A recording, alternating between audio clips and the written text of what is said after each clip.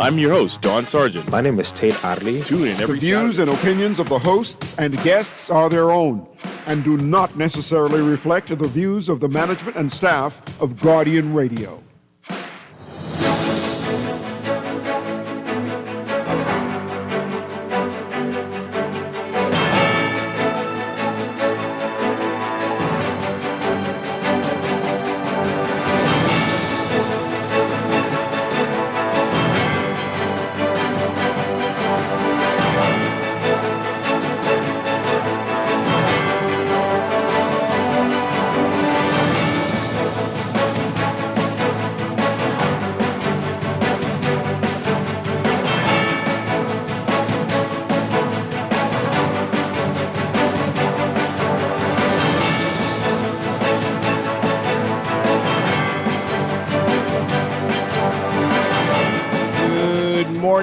U.S. President Trump puts a 10% tariff on Bahamas exports. Iron Lewis quits the F&M and joins the COI. But the F&M says it intends to win Central Ground, win that seat in the next election.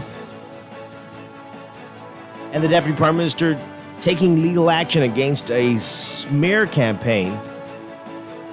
It's all straight ahead this morning. I'm Dwight Strachan, and this is Morning Blend. Wake up, it's a new day.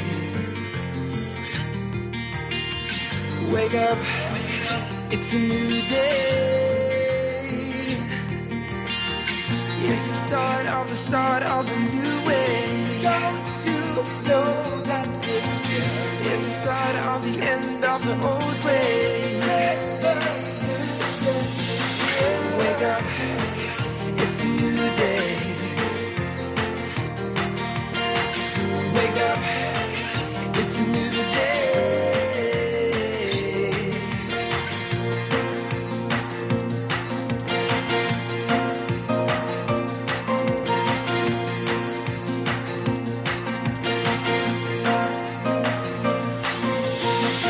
Wake up, it's a new day.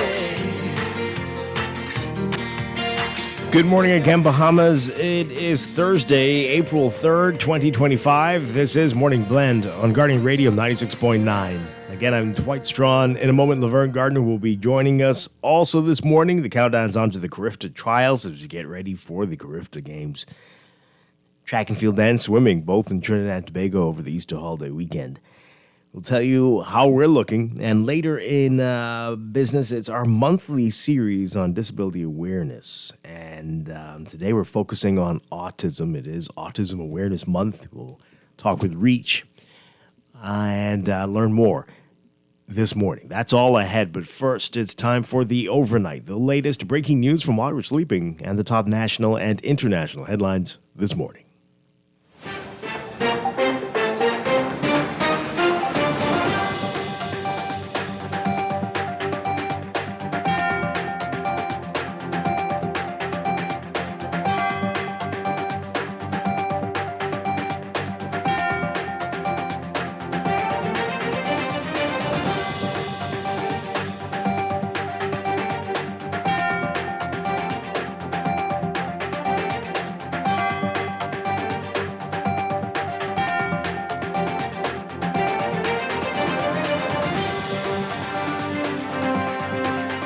In the overnight, the Bahamas among the countries hit with a 10% base rate tariff on exports to the United States.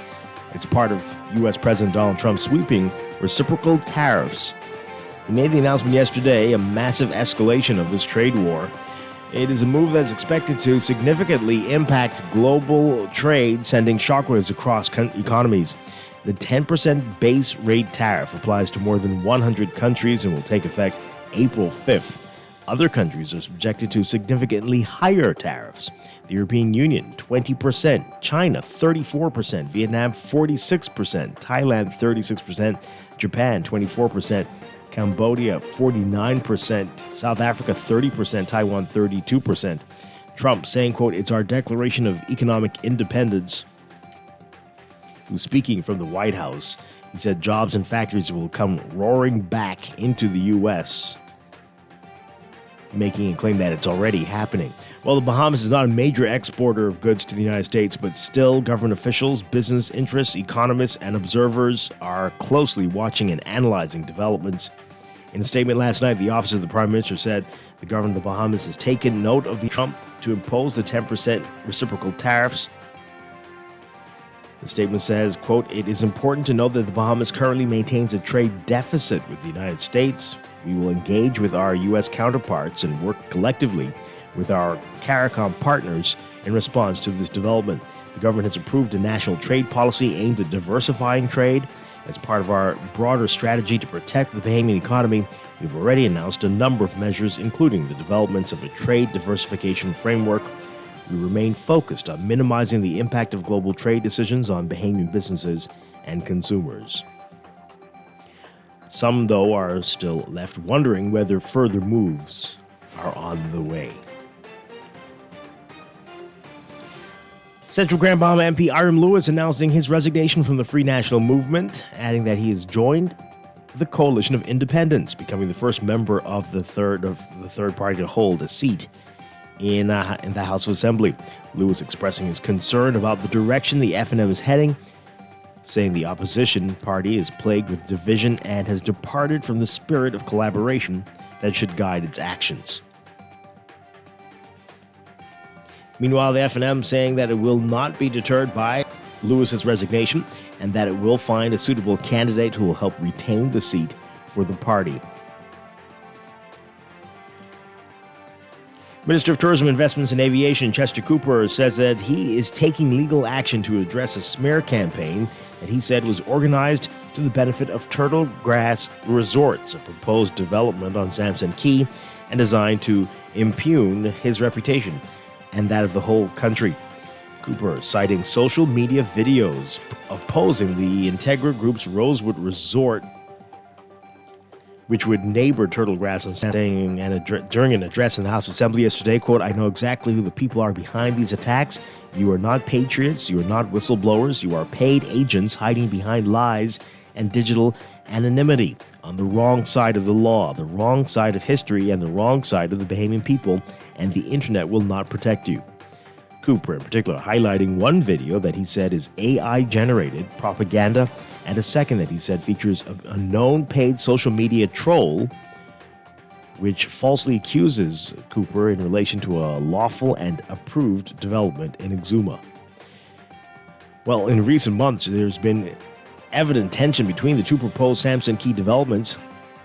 The American developer of Turtle Grass, Bob Coughlin, has threatened not to move forward with his project, voicing concerns over the placement of Integra's service dock. He said that the current proposed site, that at that site there would be a constant flow of barges and boats bringing people and equipment and removing waste adjacent to the Turtle Grass property. Coughlin also has sounded the alarm over plans for dredging to accommodate the Rosewood development. Integra Group has maintained that any dredging in the North Bay next door to Turtle Grass will be minimal.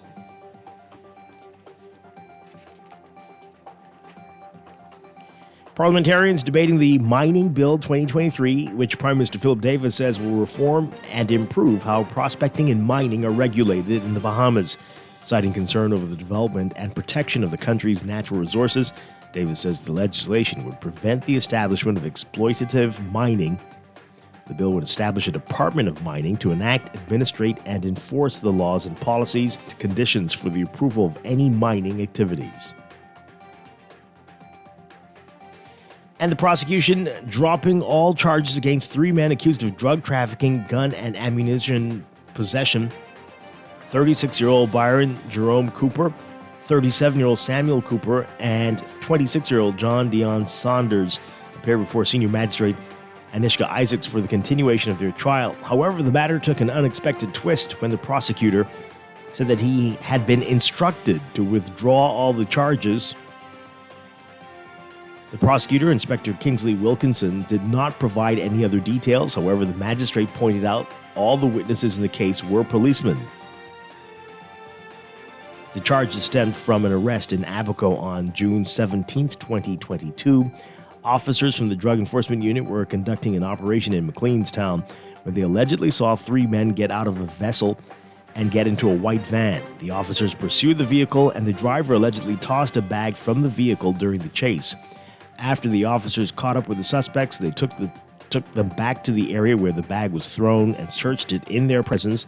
The officers allegedly found a 9mm pistol, 4 rounds of ammunition, a 45mm pistol with 9 rounds of ammunition, along with 5 bricks of cocaine weighing 12 pounds.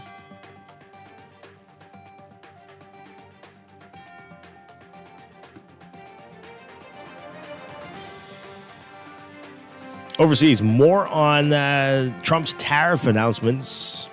The announcement with the far-reaching new tariffs on nearly all U.S. trading partners, a 34% tax on imports from China and a 20% on the European Union, among others, threatening to dismantle much of the architecture of the global economy and trigger broader trade wars.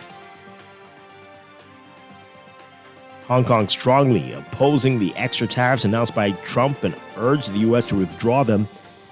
It said Hong Kong, as a free port, always practices free trade and doesn't impose tariffs on imported goods, including those from the U.S. It said the U.S. had a trade surplus of $271.5 billion with the semi-autonomous Chinese territory over the past decade, the highest among its global trading partners. India's trade ministry is assessing the late U.S. tariffs announced by Trump. It said the Indian government strives to expedite the negotiations for a trade agreement with the U.S. to potentially garner some concessions and offset the impact of higher import taxes. Vietnam's stock market plunged today while gold prices reached a record high. Vietnam has long realized that it was too reliant on the U.S. and has been diversifying its trade relations by signing free trade agreements with a dozen other countries.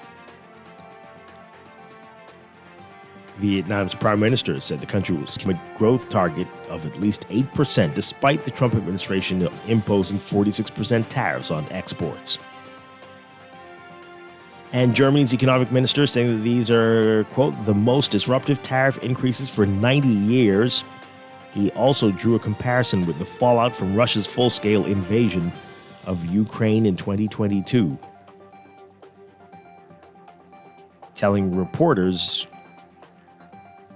quote, "We knew that something new was happening and we were not prepared in Europe to cope with the challenge."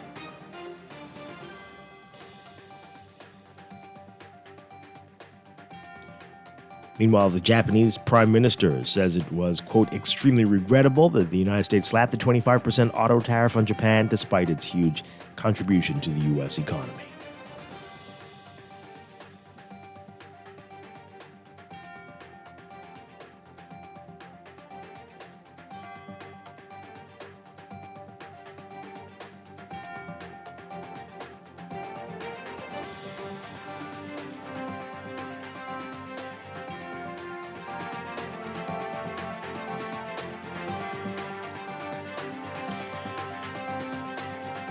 From Europe, Israeli Prime Minister Benjamin Netanyahu arriving in Hungary's capital today to red carpet treatment despite a warrant for his arrest issued by the world's top war crimes court. Hungary's government, led by its populist prime minister and a Netanyahu ally, Viktor Orban, using the occasion of the Israeli leader's visit to announce it will begin the procedure of withdrawing from the International Criminal Court. Just as Netanyahu met with Orban for a welcome with full military honors in Budapest's castle district, Orban's chief of staff wrote in a brief statement that the government will initiate the withdrawal procedure today in an international legal framework.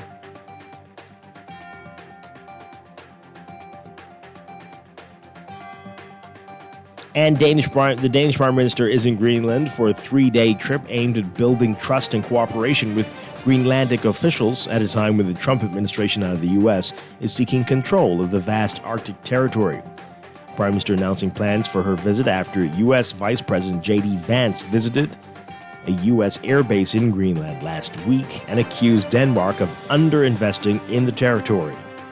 Greenland is mineral-rich, strategically critical, and becoming more accessible because of climate change.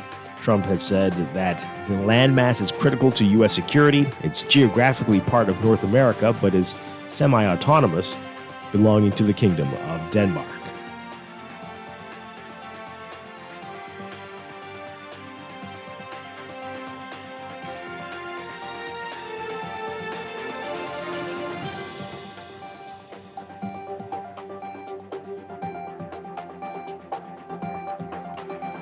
Heavily armed gangs attacked at least 3 TV and radio stations in Haiti. 2 of the buildings already abandoned because of previous violence. But gunmen stole equipment that had been left behind.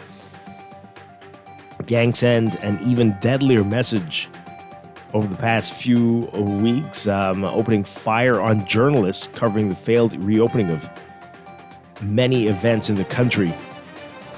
2 journalists were killed and at least 7 others have been injured, many saying that they feel threatened and under pressure. At least 10 major March protests were attacked.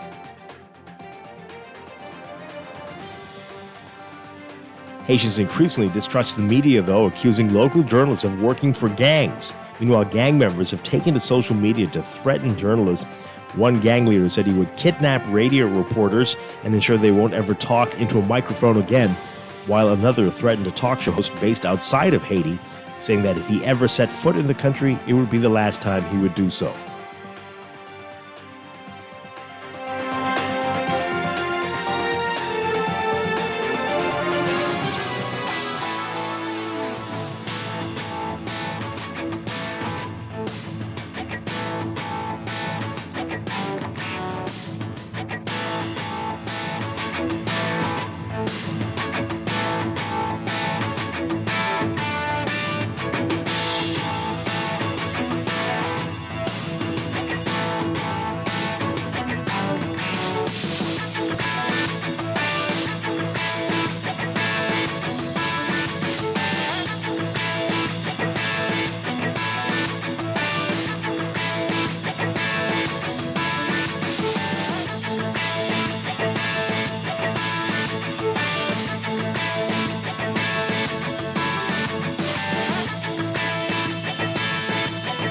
In sports, on a night when Stephen Curry went off for 52 points, including hitting 12 three-pointers, the focus shifts to his teammate, Javon Buddy Hield.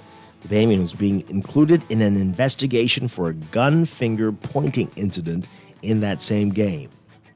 Hield and the Warriors defeated the Memphis Grizzlies 134-125 in Memphis on Tuesday night, moving into the 5th spot past the Grizzlies and Minnesota Timberwolves in the Western Conference in the NBA.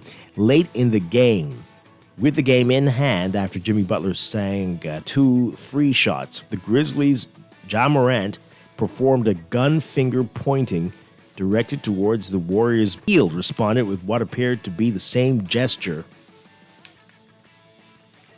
and both will be were assessed with technical fouls. According to ESPN, Shams Charania, Morant is being investigated for the incident, and Hield is being included in the investigation. Hield came off the bench and had 8 points on 2 for 7 shooting from the field.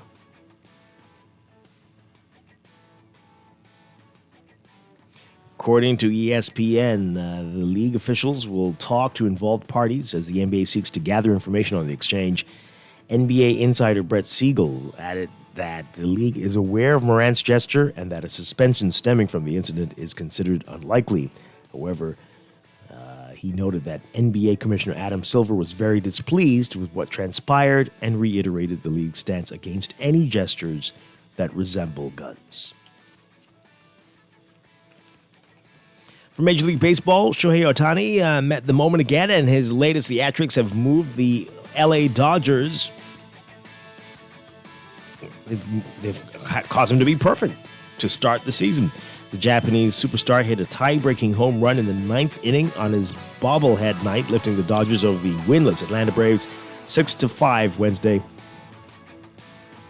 At 8-0, the Dodgers are off to the best start ever by a defending World Series champion. They've trailed in 6 of those games, but they already have 2 walk-off wins, and Ohtani has scored in every game.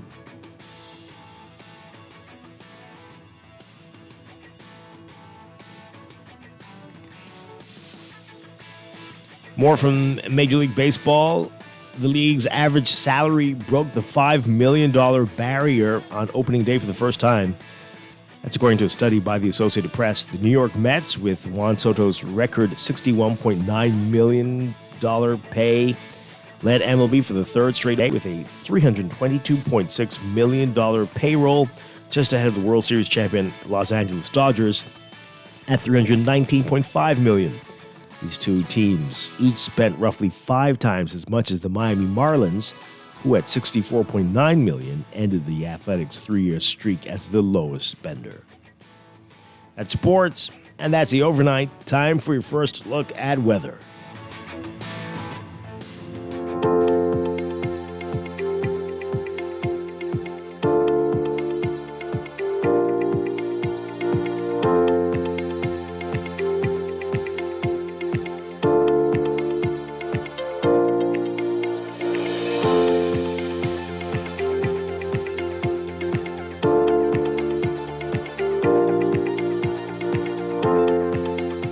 In your weather for today, a near gale warning still in effect now across the central and southeast Bahamas, and a near gale watch is in effect for the northern and northwest Bahamas.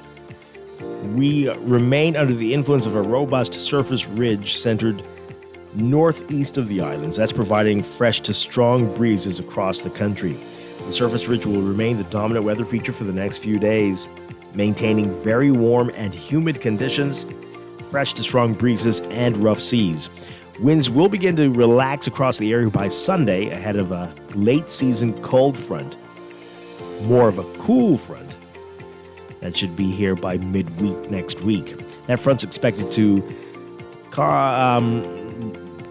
elevate the chance of showers and thunderstorms across the northern and northwest Bahamas, and should bring down the temperatures slightly next week. Beachgoers, though, for out of the waters, especially on eastern and southern shorelines of islands, as well as all Atlantic beaches, due to the high risk of rip currents and rough surf conditions. For today, we're looking at partly to mostly sunny and breezy conditions across most areas, becoming mostly fair and mild tonight. A 10 to 20% chance of quick passing showers today. Winds east to southeast at 15 to 20 knots, with higher gusts for the northern and northwest islands, easterly at 15 to 25 knots with higher gusts for the central islands, and east to southeast at 20 to 25 knots with higher gusts for the southeastern Bahamas. Warm across the whole area, though. Highs around 86, 87 Fahrenheit, 30, 31 Celsius. Overnight lows tonight getting down to a warm 74 Fahrenheit, 23 Celsius. That's your first look at weather this morning. We'll have an extended outlook coming up in just a bit.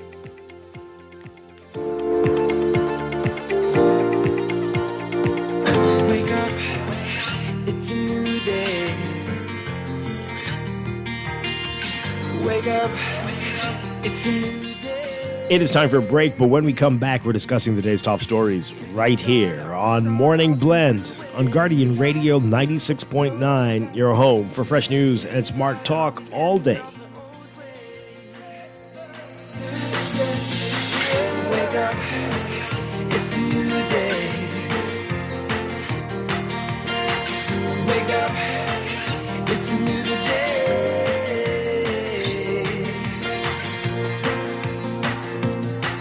Looking to elevate your gadget game, or a tech trouble simply slowing you down? Escape to a world of innovation at Custom Computers, your go-to store for the latest cutting-edge tech. Whether you need to upgrade your life with the best from Apple and Windows, or your device needs a little TLC, the Custom Computers Know-How Store is the destination. Expertise and quality repairs. With 2 convenient locations, there's a Custom Computers near you on Patton Street in Palmdale and Caves Village. Or call 396-1100. Now let me see now. 326 EPIC. Hello?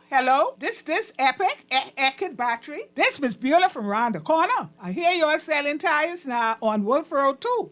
Praise the Lord. It's about time. I live Fox Hill and Fire Trail. It's too far. That ain't all. They open Monday to Friday, 7 a.m. to 7 p.m. On Sunday and holiday, 8 a.m. to 4 p.m. My brother Sam, he's a hacker, and he could go right there and get fixed up. Call us at 326 EPIC. We ship also to the Family Island. It's time to upgrade the way you enjoy at-home entertainment. Alive Fiber is here. Enjoy all your favorite channels and streaming apps, all at lightning-fast internet speeds with affordable bundles, and it's only a click away. Visit www.alivefiber.com to sign up now. Stay connected, live your life. It's good to be alive.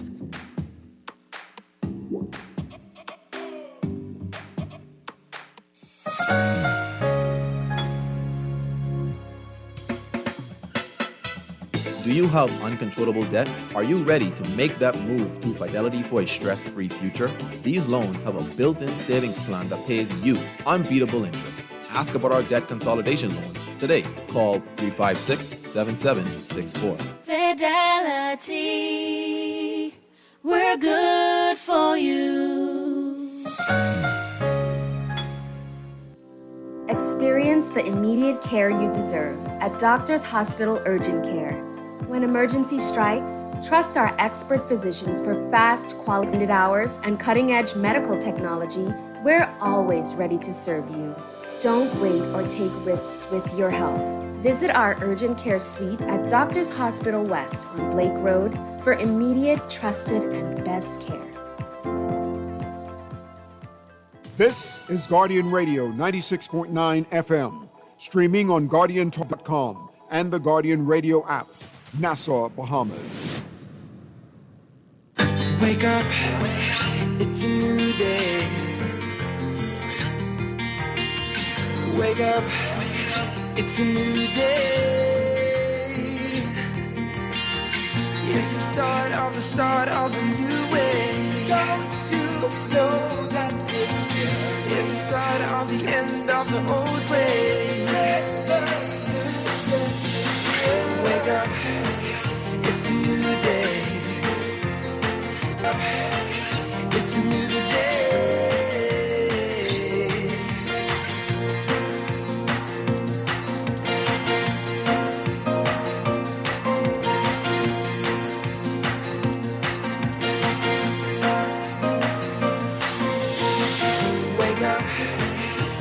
Welcome back to Morning Blend here on Guardian Radio 96.9. We are streaming live on GuardianTalkRadio.com and on the Guardian Radio app for smart devices. We're also on your televisions on Cable Bahamas, Channel 969, and BTC Flow, Channel 612. You can tweet us at MorningBlend969 or Facebook.com/MorningBlend969.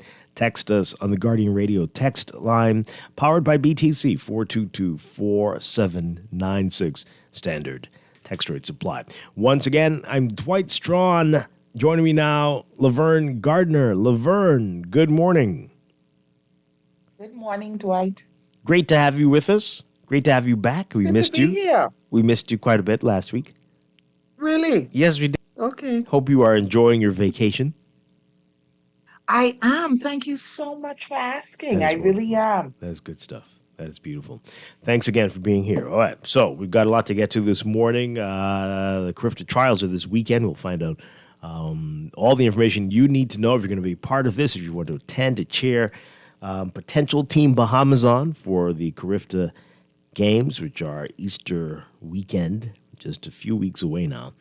Later in our 9 o'clock hour, we're going to be talking about autism. It is Autism Awareness Month, and this will be part of our monthly Disability Awareness series. Normally on a Friday, but we're going to do that today because we are going to be on location tomorrow at the Agri Expo on Gladstone Road. So busy time, but that's all that's happening this morning. But right now, let's talk about what else is in the news.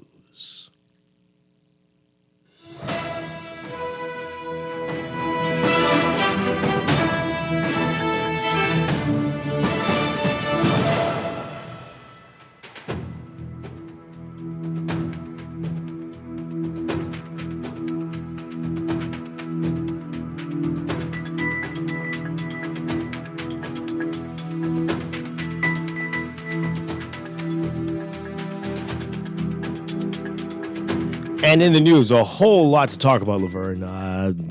Donald Trump yesterday making his big announcement, putting a 10% tariff on all imports into the U.S. from every country. All. And that includes the Bahamas. 10% tariff on Bahamas exports to the U.S. now. And we're going to get into that in a bit. Also, the big news yesterday, Iram Lewis quitting the FNM. He's the sitting Central Grand Bahama MP. And announcing that he's going to join the COI. So he becomes their first representative, although nobody voted, no one. Yeah, okay, we'll get into that. And who's your MP, by the way? You're from Grand Bahama, Laverne. Who's your MP? Or who's the member, who's the representative for your area? The representative for Central Grand Bahama. Oh, that's where you are. Oh, dear. All right, so your MP is a COI. Interesting. That is very interesting because typically we don't vote for the person. So you vote for a person, but you vote for the person because of the party that they represent. And so I'm on vacation. I'm not on the island. So I'm wondering if he met with the constituents in Central Grand Bahama to say this is what, especially those who have supported him, to say this is what I am planning to do for whatever reason. So as of yesterday, this is what I'm going to be doing. You think he had that conversation? Oh, did you hear of anybody saying that he had that conversation? I did hear, but I'm just saying maybe. You think because you're on vacation, you might not be hearing. Right. Perhaps. I'd say there's a very slim chance that he had that conversation. I think this took a lot of people by surprise yesterday. Did it? That he would go to the COI? Maybe that he would go to the COI. I'm not surprised. That he would quit the FNM?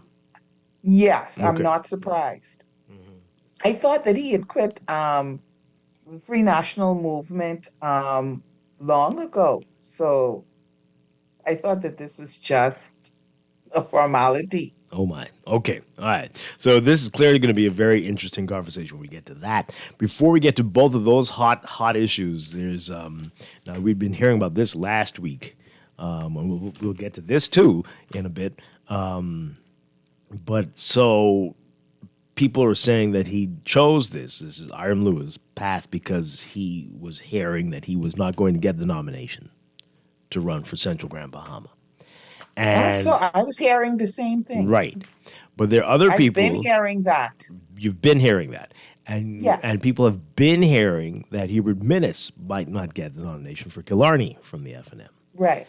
And so there's been rumors about that for quite a while, and they intensified last week. And so the Tribune is led with a big story saying that there is definitely no room for him, for Minnis, the former prime minister, under the FNM tent. They're quoting 3 sources familiar with the matter. And they're also saying there's a third sitting MP representing the FNM who might not be renominated. Interestingly, they call it the name, but they're saying up to press time it was unclear whether he had been informed. Well, that's very... Well, That's was a way to inform that's him. very... That was a way to inform him if that is indeed the case. I don't know the situation with the former prime minister in terms of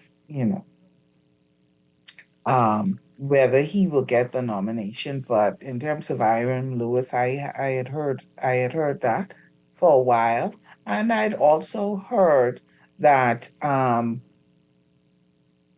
some of his supporters, I won't say many because I don't know the numbers, but some of his supporters, some of the people in Central Grand Bahama were not necessarily pleased with whatever representation he offered. Yeah. And so, like I said, I had heard a while ago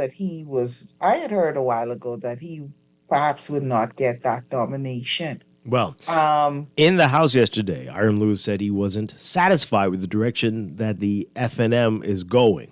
So take a listen to what he said. And I think the FNM wasn't satisfied with the direction in which he was going. So lots of dissatisfaction. Right. Plenty Bahamians are dissatisfied with many things.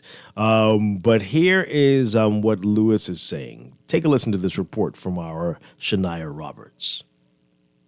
A staunch Free National Movement member and representative for the Central Grand Bahama constituency, Hiram Lewis, has declared himself the first sitting member of the Coalition of Independents in the House of Assembly. Lewis made the shocking announcement during this morning's sitting in Parliament, leaving members of the House seemingly flabbergasted by his decision. The FNM MP emphasized that this decision was not easy, but said he felt it was the best choice. I stand before you today Madam Speaker and Bahamas, not with anger, but with a profound sense of responsibility to my constituents and, of course, to the Bahamian people. It is with this responsibility in mind that I announce my decision, painfully yet courageously, to withdraw from the Free National Movement caucus. This decision, Madam Speaker, has not been made lightly. It is a decision born of deep reflection and a sincere desire to serve my country without constraint, partisan politics. Madam Speaker, I believe that the people of the Bahamas deserves a government that is united in its commitment to progress and prosperity. Therefore, from this day forward, I'll no longer remain where I'm tolerated, but where I believe I'm appreciated. In addition to this, Lewis also reflected on several contributions made during his time with the FNM, emphasizing that things have changed. He went on to explain that there has been a shift within the party. As Parliamentary Secretary at the Ministry of Works, we were successful at redoing the Fishing Hole Road Bridge, the seawall at Smiths Point, several landmark projects. As the Minister of Disaster Preparedness, Management and Reconstruction, we did a lot of work also, particularly with restructuring our Bahamas Building Code. Madam Speaker, I did my work as a Minister of Youth, Sports and Culture, and I've worked tirelessly to contribute to the betterment of our nation. However, Madam Speaker, in recent times, a sense of unease has settled within me. I find myself increasingly concerned about what my party has taken.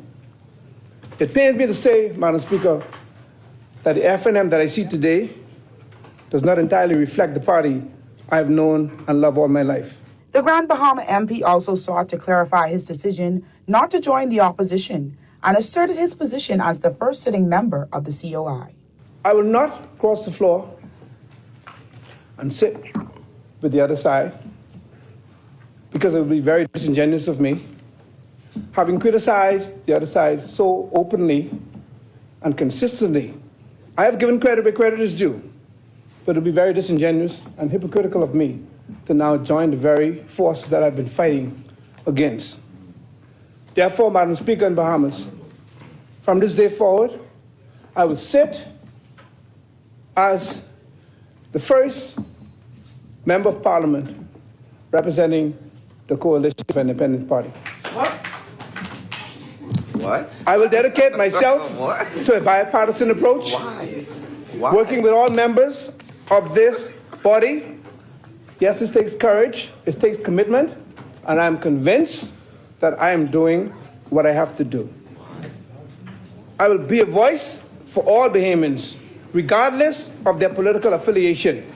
Minister Lewis stressed that the FNM is not the same party it was years ago. He emphasized that they have lost their sense of unity and expressed that he felt a lack of support. For the Guardian News Network, I'm Shania Roberts. Okay, you could hear I don't know who those voices were in the background, but you could hear the shock. Right, what? The shock. They're like, What? Huh? Why? Like, Why? It would have been less surprising if he said he was going to join the Republican Party of the U.S. But All right, so there's a statement from the FNM. We'll get to that in a bit, but I want you to hear what leader of the Coalition of Independents, Lincoln Bain, had to say outside the House yesterday to reporters. Let's play this, and then we'll get to the FNM statement. So take a listen to what Lincoln Bain had to say. Over onto the right side of history. It has already begun. We started by presenting a vision for this country that has never been presented before, to show the way forward, how we're going to get there, where the money is going to come from, and exactly what we're going to do with timelines. And we are saying that we are ready to govern this country, and every member of Parliament, and yes, we are talking to other members of Parliament, and we want Michael Pintard to, when he sits in the House today, to look to his left and look to his right and wonder who's next. Wonder who's next. Okay. There's only a few of them. We could bet lots of money that Adrian White wouldn't be next. But or Shannon Don Cartwright. But okay, all right. Anyway, let's get your reaction to that before we get to the F&M statement. 323-6232, 325-4316. I think we're going to isolate the sound from the MP who was like, what? Why? I'm going to use that when people call in to say, what? Why? Right. What? Why? Why? 325-4259. Call us toll free, 242-300-5720. Tweet us, Facebook us, text us, 422-4796. Let's go to the phone lines, and then we'll get to the statement released by the F&M yesterday. Good morning, caller. You're on the air. Good morning, Cousin Dwight, and good morning, Laverne, and welcome back. Good morning. Good morning. Thank you. Good morning, Janet. Good morning, Jan, and I hope you bring my extra large T-shirt for me wherever you been. And we did miss you. Yes, we did. Thank you. We did, Laverne. We did. Dwight, Dwight, you got to stay centered line. Mm-hmm. Sometimes you cut GNN off, and the GNN will drop something on the nation and be upfront and honest and transparent. Because you scare us. But today you got to be centered line, Dwight. Well, I don't know. You scare us a lot. But anyway, I'll try. I'll try. Yeah, but Dwight, at least I'm respectful. I don't say nothing out the way and nothing that ain't public knowledge. But who's the public? I don't know. You push us a little close to the edge. But let's hear it. Let me get to my one of my most favorite co-hosts, Laverne. Laverne said something this morning, and I don't ever want to hear her say that again. Okay? Because that is the problem with this nation, and that is the problem with Freeport. Mm-hmm. That is the reason why Freeport is in the mess that they're in now. She said, we don't vote for the man, we vote for the party. And that is the mistake the Bahamian electorate have been making. And you know what? Before you go on, Gina, I used to, when I was young and idealistic, 1 second, Laverne, when I was young and idealistic, I used to think that same way, right? Like, this is a problem. You've got to vote for the candidate. But this system, you'd be very foolish to do that sometimes. Right. Until we change this system where these folks won't end up as cabinet ministers and will actually be your voice in the House for the entire time that they're their full-time House representatives, this doesn't make sense to be voting like that. It really doesn't. And they don't have a voice, especially if their party wins the government. They will not be speaking for you anymore. And so you're wasting your time, sadly. But Dwight, you're saying the same thing. What I'm saying, Dwight, we voting for the party, and we know what the party's constitution and things says, that once that doesn't mean anything. Over 6 o'clock, that's it. That is right, and that's. I mean, and you may not want me to say it again, but we that's know a reality. It's the truth. But let me show you. What the truth is. We go what in, you're saying and that's what you're saying is partially the truth, and the reason why it doesn't have to be the man you vote for don't have to be in one of the established parties. He can be independent. So we need to get away from voting from those parties. One at a time. Mm-hmm.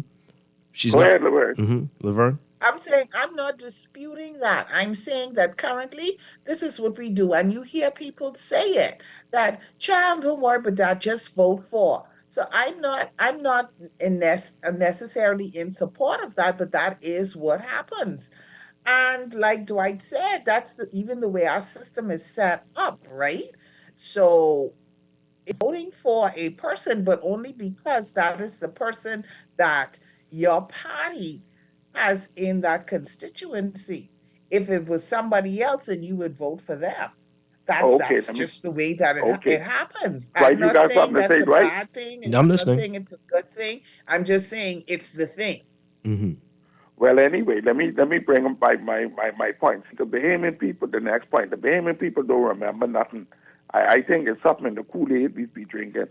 Hiram Lewis, 2 years ago, he's a true patriot, you know. He may be lazy in Central Grand Bahama, for true, but he's a true patriot. You know why? Because when we had a problem with some stuff that the Progressive Liberal Party was doing 2 years ago, Hiram Lewis stood with the people. He came out to the Prime Minister's office and he stood with the people. Don't tell me Pintard this and the FNM that, because Pintard was protesting the same day. The protest was just on two different avenues. He stood up with the Bahamian people. So this thing that is happening to him in the Free National Movement was in the making with them long time. That ain't just start. Okay. And that's my contribution for this morning. Thank you very much. Appreciate it. All right. Caller, you are on the air. Hi, good morning. How are you there? Dwight, how you doing? Doing well. Dwight, the question that I would like for you to assist me in answering or to get some feedback on is, when you are an elected member of parliament, you're elected based on the premise of, let's say in Hiram Lewis' case, those would have been F&M votes or persons voting for the F&M party, like Laverne say, that would have elected him to the House.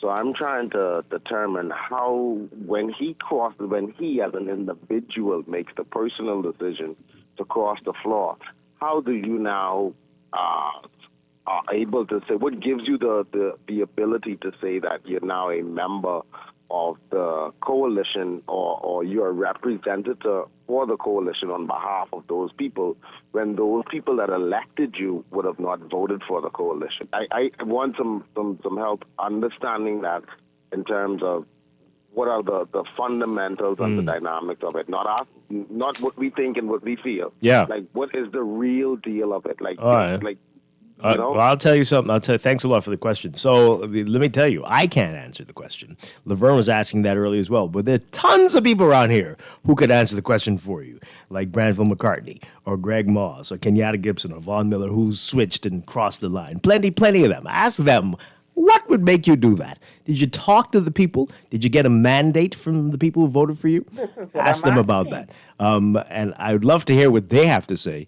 But if you see them around town, and ask them how it worked out for them, for most of them, when they did that. Some of them were able to ride waves. Some were able to hop to the hop to the right side of the road. But people saw the sign and said, "Let me," Yeah. You and that's the thing. Did you made a personal decision, and that's fine, right? Because people do this. We've seen this isn't the first time that Happens this has a lot. happened. Happens quite a bit. This happens. However, you stand up and you say that you, whatever you do is on behalf of these people. Did you have a conversation with the very people that you standing on behalf of?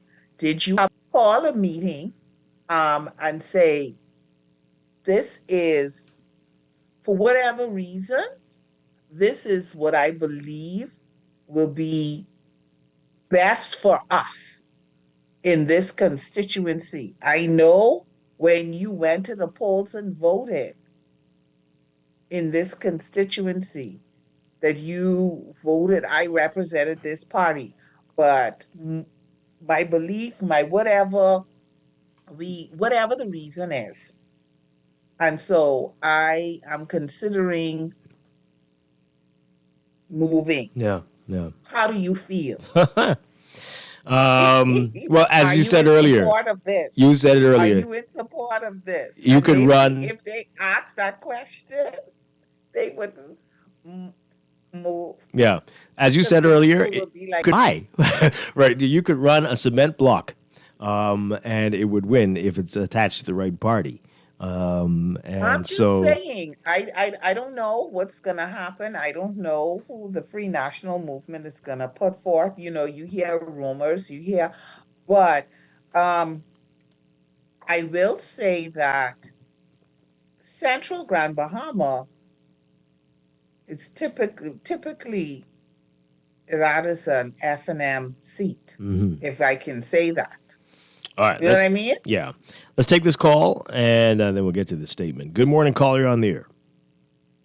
Party finish. All right, so that's Dave. You heard that there? That's Dave, a representative of the PLP. So everybody, I don't know what we're going to do. The party refuses to take control of this gentleman. And Is he putting his? Is he going to be running? I don't know what's happening, but this I didn't even understand what he. I didn't even understand what he said just now. So This continues to happen. We've banned him. He cannot control himself on the air. And there's lots of statements from certain people in the party, but they don't talk about that. I don't understand. Okay. Anyway, here's a statement from the FNM. A statement from the Free National Movement on the resignation of Hiram Lewis from the party. This statement is issued following the announcement by Mr. Hiram Lewis in the House of Assembly today that he no longer considers himself a Free National Movement member of Parliament. We thank Mr. Lewis for his many years of service to the party and his service as the Member of Parliament for Central Grand Bahama. On more than one occasion, the Executive Committee of the party has called Mr. Lewis's behavior into question for certain actions displayed. Oh boy. In addition, the Constituency Association recently wrote to the party requesting that Mr. Lewis not be renominated as the party's standard bearer in the next election for reasons stated by them. The party is moving, in consultation with the Constituency Association and others, to identify a replacement candidate for the Central Grand Bahama constituency, which it has held for the past 7 consecutive terms. My goodness. Meanwhile, the party is preparing itself to retain the Central Grand Bahama seat and become the government of the Bahamas again. Wow. All right, so there you go. Nice at first, and then you hit them in the head. So I don't know if he, as an individual, has enough support that changing his party affiliation, he will still be able to retain that seat. Mm-hmm. You know, you typically put, let me don't say that.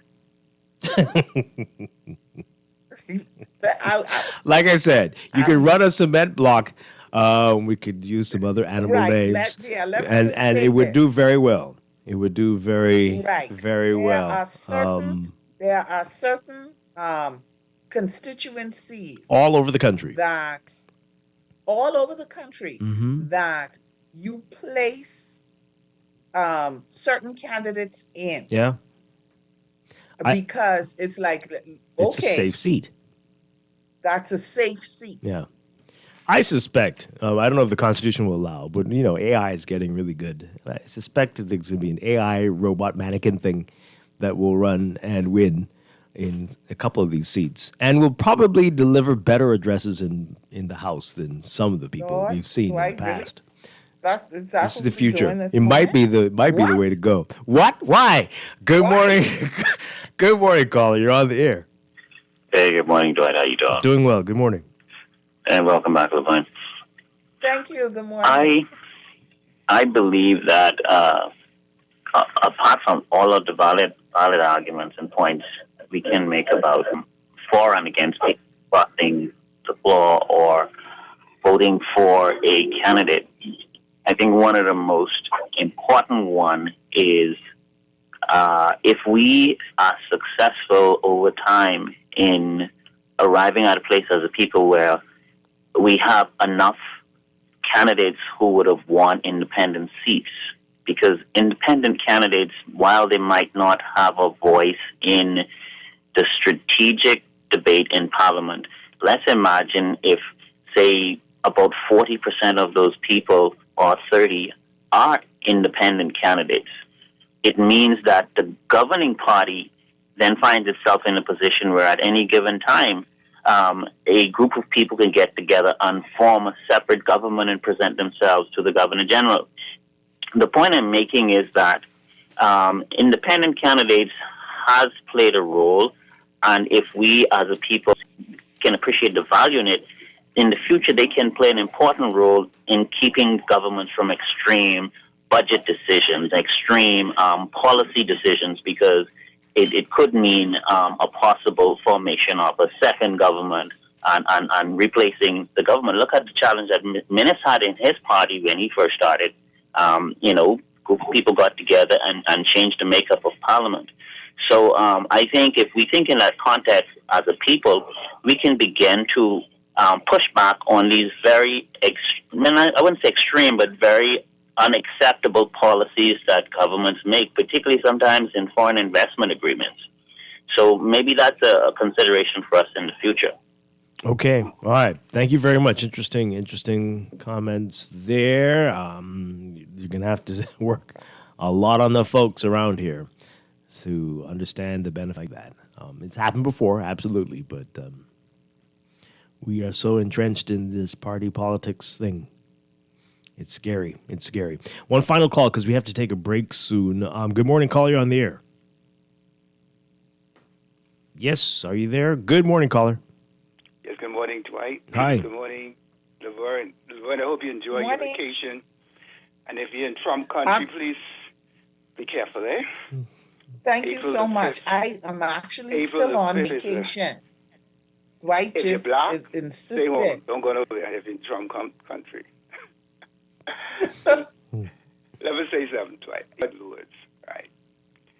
I think a lot of times when these individuals get into these parties, they lose their ability to be themselves and really to contribute. Like I said earlier, Mr. Dion, Carl Battle said that the MP's vote is mortgaged to the party. We have individuals who have their own, who have ideas. And when they say, I rise on behalf of any particular constituency, they represent both F&M and PLP. That is not PLP or F&M money. That is the public money. And I think Mr. Lewis alluded to something that he attended or something like that. And the party decided that he should not go. Something like that shouldn't happen. I should have the ability to be who I am. And whether it's a function of a national concern to me, whether I read red, white, or blue, that should have nothing to do with my allegiance or whatever to the party. We got to get away from this cannibalism of individuals. That's why this country cannot grow. And I applaud the COI for the way that they're thinking. As an MP, you still have the right to speak out and not to feel like you're being criticized and ostracized because of your viewpoint.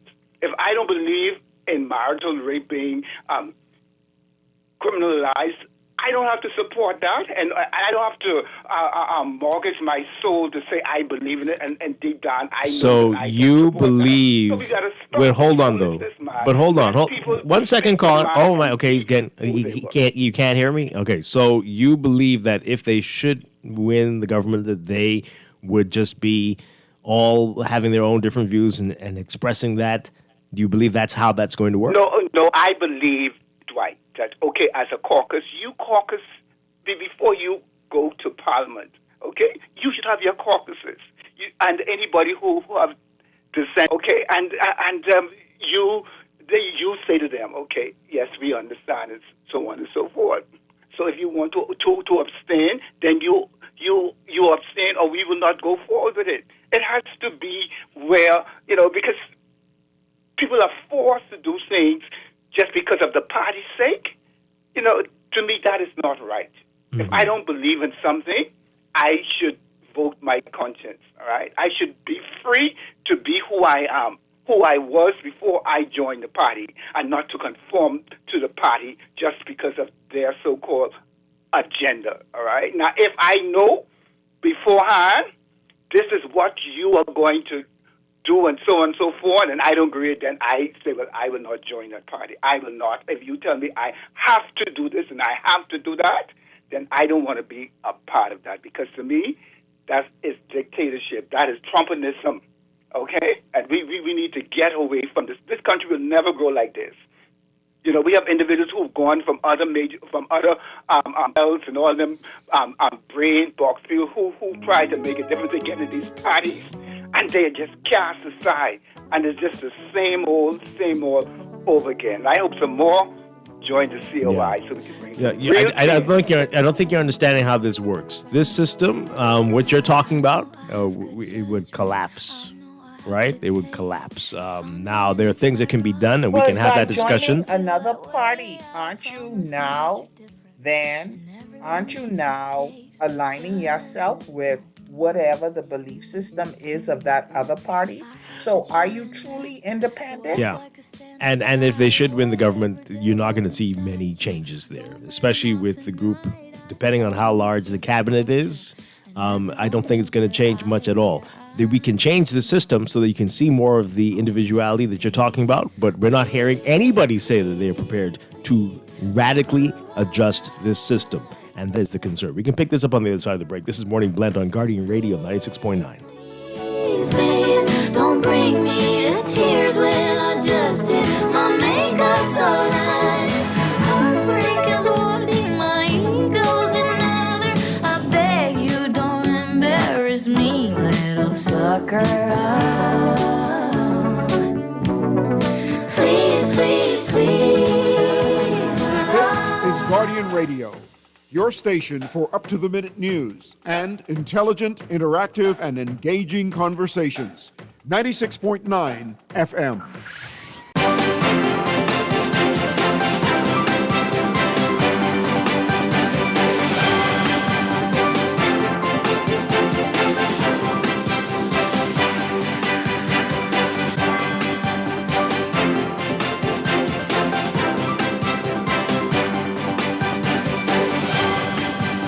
And it's time for your first look at traffic for the morning, brought to you by RBC. Reaching your goals happens here.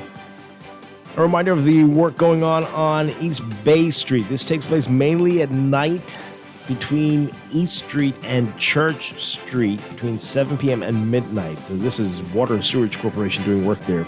And so there are detours and closures, so keep that in mind if you can. The Ministry of Works and Water and Sewerage is saying that they are aware of the condition of the roadway and that you should be advised that paving of the affected section of East Bay Street is scheduled to take place this week. So keep that in mind again if you are in this area. Avoid it if you can. There's also roadworks on Palm Beach Street, beginning at the junction of Wolf Road to Cordo Avenue. That's expected to continue for the remainder of this week, 9:30 a.m. to 2:30 p.m. So avoid the area if you can, or follow the posted signs. In your real-time traffic right now, as usual, Milo Butler Highway seeing heavy traffic for you. If you're heading northbound, well, south of the Fire Trail roundabout, straight through to Tonic Williams Darling Highway. And you'll be seeing slow-moving northbound traffic north of that area on the way to the six-legged roundabout. Then we've got Blue Hill Road. Blue Hill Road is busy from St. Vincent straight up to Independence Drive, especially north of Carmichael. And we're seeing some slow-moving westbound traffic on Independence Drive, but a lot of congestion on the eastbound lanes as well, heading to East Street and onto East-West Highway. Soldier Road near Windsor Place, seeing some slow-moving traffic, and of course Robinson Road, heavy, slow-moving, almost stationary traffic between Soldier and Old Trail into Marathon Road. Major intersections along Prince Charles Drive also seeing issues, and your worst traffic might be on Eastern Road from San Souci straight through to Johnson Road this morning. That's your real-time traffic and your Morning Blend Traffic Alert, brought to you by RBC. With RBC, your ideas happen here.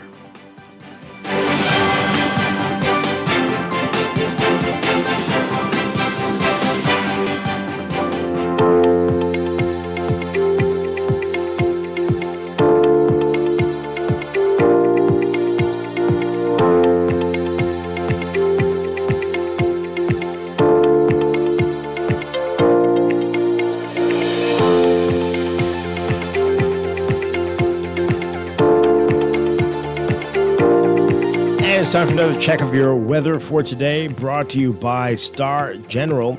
We've got a near gale warning in effect for the central and southeast Bahamas and a near gale watch in effect for the northern and northwest Bahamas. This is all as a result of that robust surface ridge centered just northeast of the Bahamas that's producing fresh to strong breezes across the entire country. That ridge is going to remain the dominant weather feature for the next few days, and it's going to maintain the very warm conditions, humid conditions, and the breezy conditions and rough seas that we've been seeing. But the winds are going to relax a bit by Sunday ahead of a cold front, a late season cool front might be a better word, that's expected by midweek. That front will increase the chances for showers across the northwest Bahamas while bringing the temperatures down just a bit. For now, though, beachgoers urged to stay out of the waters on the eastern and southern shorelines and as well as Atlantic beaches. We're expecting rip currents and rough surf. Today, across all areas, look for partly to mostly sunny, breezy conditions, becoming mostly fair and mild at night.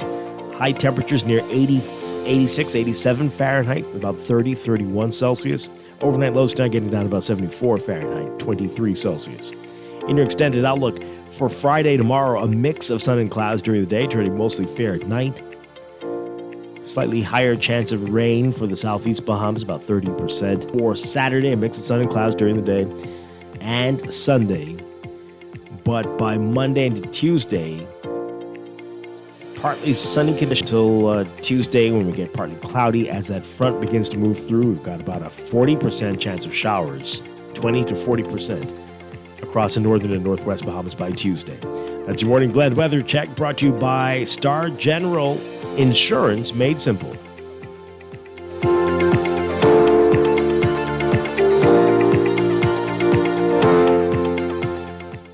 As a healthcare professional, you dedicate your life to caring for others. But even with the best care, legal challenges can arise. Protect your practice and your peace of mind with medical malpractice insurance from Star General. At Star General, we've partnered with Lloyd's of London to bring you comprehensive professional liability insurance designed specifically for those consulting or practicing privately. Visit our website today so you can focus on what you do best, caring for your patients while we take care of the rest. Star General, insurance made simple.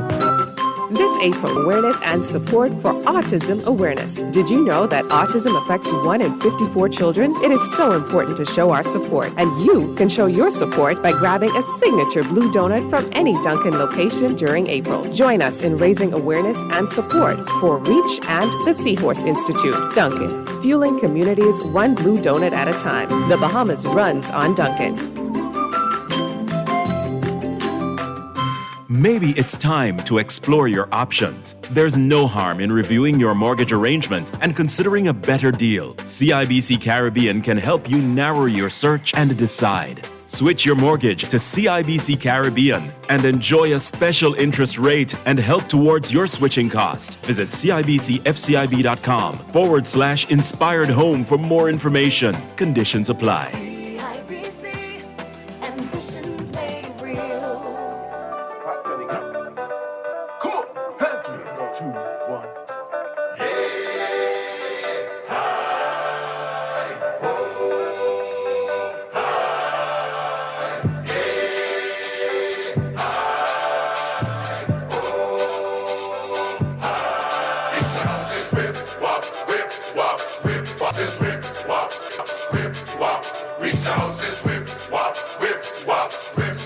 We are back with Morning Blend on Guardian Radio 96.9. Dwight Strachan along with Laverne Gardner. We're going to get to the 10% tariff on Bahamian exports after the news. We'll get into that discussion, what Trump's doing, want to still hear from our Trump lovers here, how they feel about that. Just curious. All right, so we got a lot of your text messages to get through, Laverne. People are saying, this is a question for you. Laverne, when do politicians have conversations with the people they represent on their personal decisions? And Lewis made a good and great move. I don't know when they do, but I'm just saying, considering you are representing a set of people, you should have conversation with these people about these decisions. This person says, from the day I asked him what he is doing with the constituency allowance and was told to go ask Halkitis, I was done with him. This is a great day for Central Grand Bahama. Well, okay, let's text. That's hearsay, but I hear you. All right.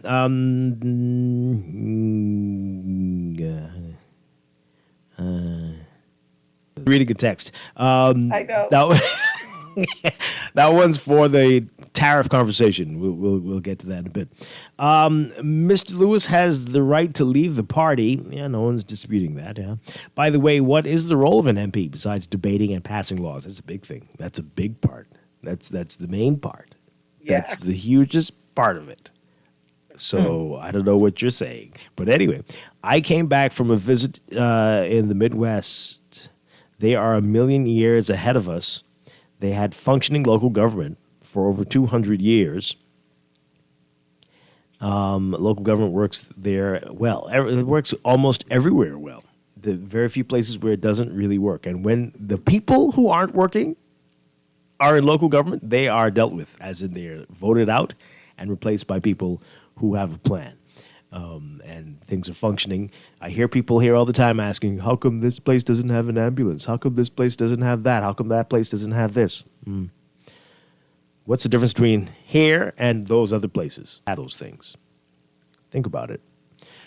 This texture says here, I find it interesting that Patricia DeVoe, this is the speaker you're talking about, has never has time for Pintar to speak, but was suddenly accommodating. Well, that's a part of the schedule. They say anybody who announcing resignations or something. If you put it out there, I want to do this, you will be accommodated. That's how it works. I think she has an issue with spontaneous stuff. Like you didn't say you were going to do this. And that's understandable as well. This person says here, am I to... Let's go with that.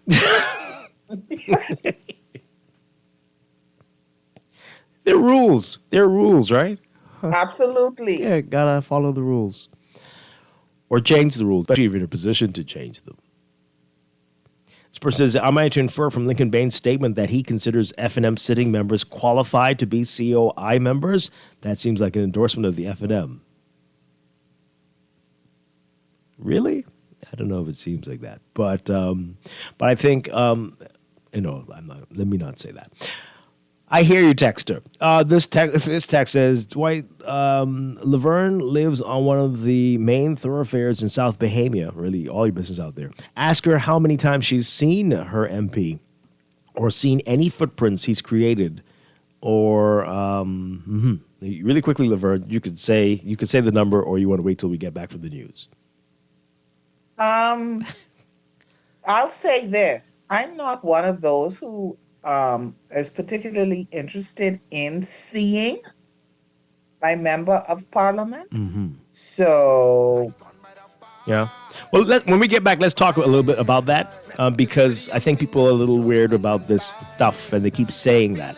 You need to see them in the house. That's what you need to see, that they're working for you in the house, not necessarily on the street. Now, if you want somebody like that, I can tell you what you need. We'll be back. This is Guardian Radio 96.9 FM, streaming on GuardianTalkRadio.com and the Guardian Radio app, Nassau, Bahamas.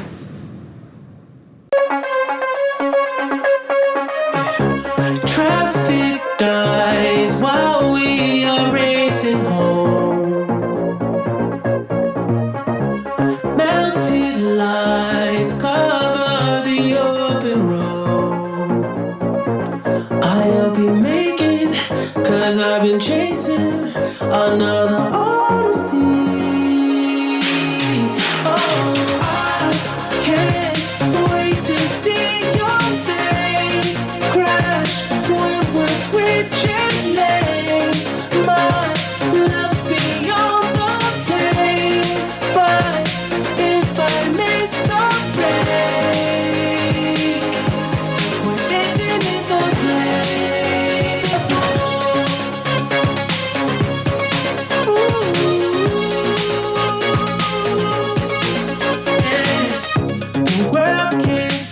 We're back with Morning Blend on Guardian Radio 96.9. Dwight Strachan along with Laverne Gardner. Want to get to the tariff situation in just a bit, but let's read these messages from our earlier discussion really quickly, Laverne. This is about Hiram Lewis quitting the F&M, joining the COI, and the F&M saying, well, he was probably not going to get the nomination for Central Grand Bahama for the next general election anyway.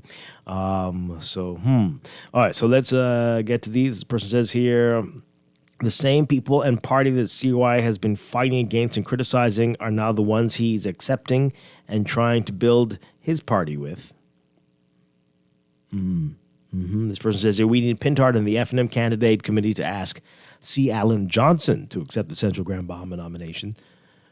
We need competent leaders on Grand Bahama to get us beyond the talk about digital this and that. he has fought for us too. But Laverne, you're a constituent there. How do you feel about that? About what? Did you not hear the text just now? I may have blanked out. I'm sorry. They said they want C. Allen to be the representative for or at least the nominee, get the nominee for Central Grand Bahama, our dear friend. Okay, well, I think you have to. I don't know how it works. I don't know if that person is a part of the Free National Movement because it seems like they have a committee. Or possibly so C. Allen, I don't know. Because it's an interesting text. I heard Mr. Lewis say he was called in by the FM leadership and chastised for protesting against the Freeport Power Company. This was sad. Also, ask Laverne if she is a council member of the FNM because she sounds like she's speaking on their behalf. How did it sound like that? What do you all hear? What filters are you I don't listening know. through? So no, I'm not a council member of the Free National Movement. I'm not. I'm just simply asking questions as I always do. But people listen with their own biases. When you speak and they receive it, it's filtered through their own biases. So, Okay. I'm completely unbothered. All right. So this text just says, and clearly, we got a lot of people who are repurposing texts they send to other shows and sometimes leaving the names of other hosts in the text. But anyway, starts off, good morning, Dwight. Iram is one of the hardest working MPs on Grand Bahama. He's been active in his community during his time in Parliament. Hey, naughty, the same text. It's amazing how Bahamians would complain about the PLP and FNM, but when something new is presented with a different option, we attack it and disregard it. Bahamian thing? I mean, I think that's everybody, all over humans. Yeah, for sure. Yeah. And okay. Now, to be talking about the same thing for 20 years, that might be a Bahamian thing. That might be. And not change it. Yeah. That part. Us. That part. But it makes for great conversation. Okay.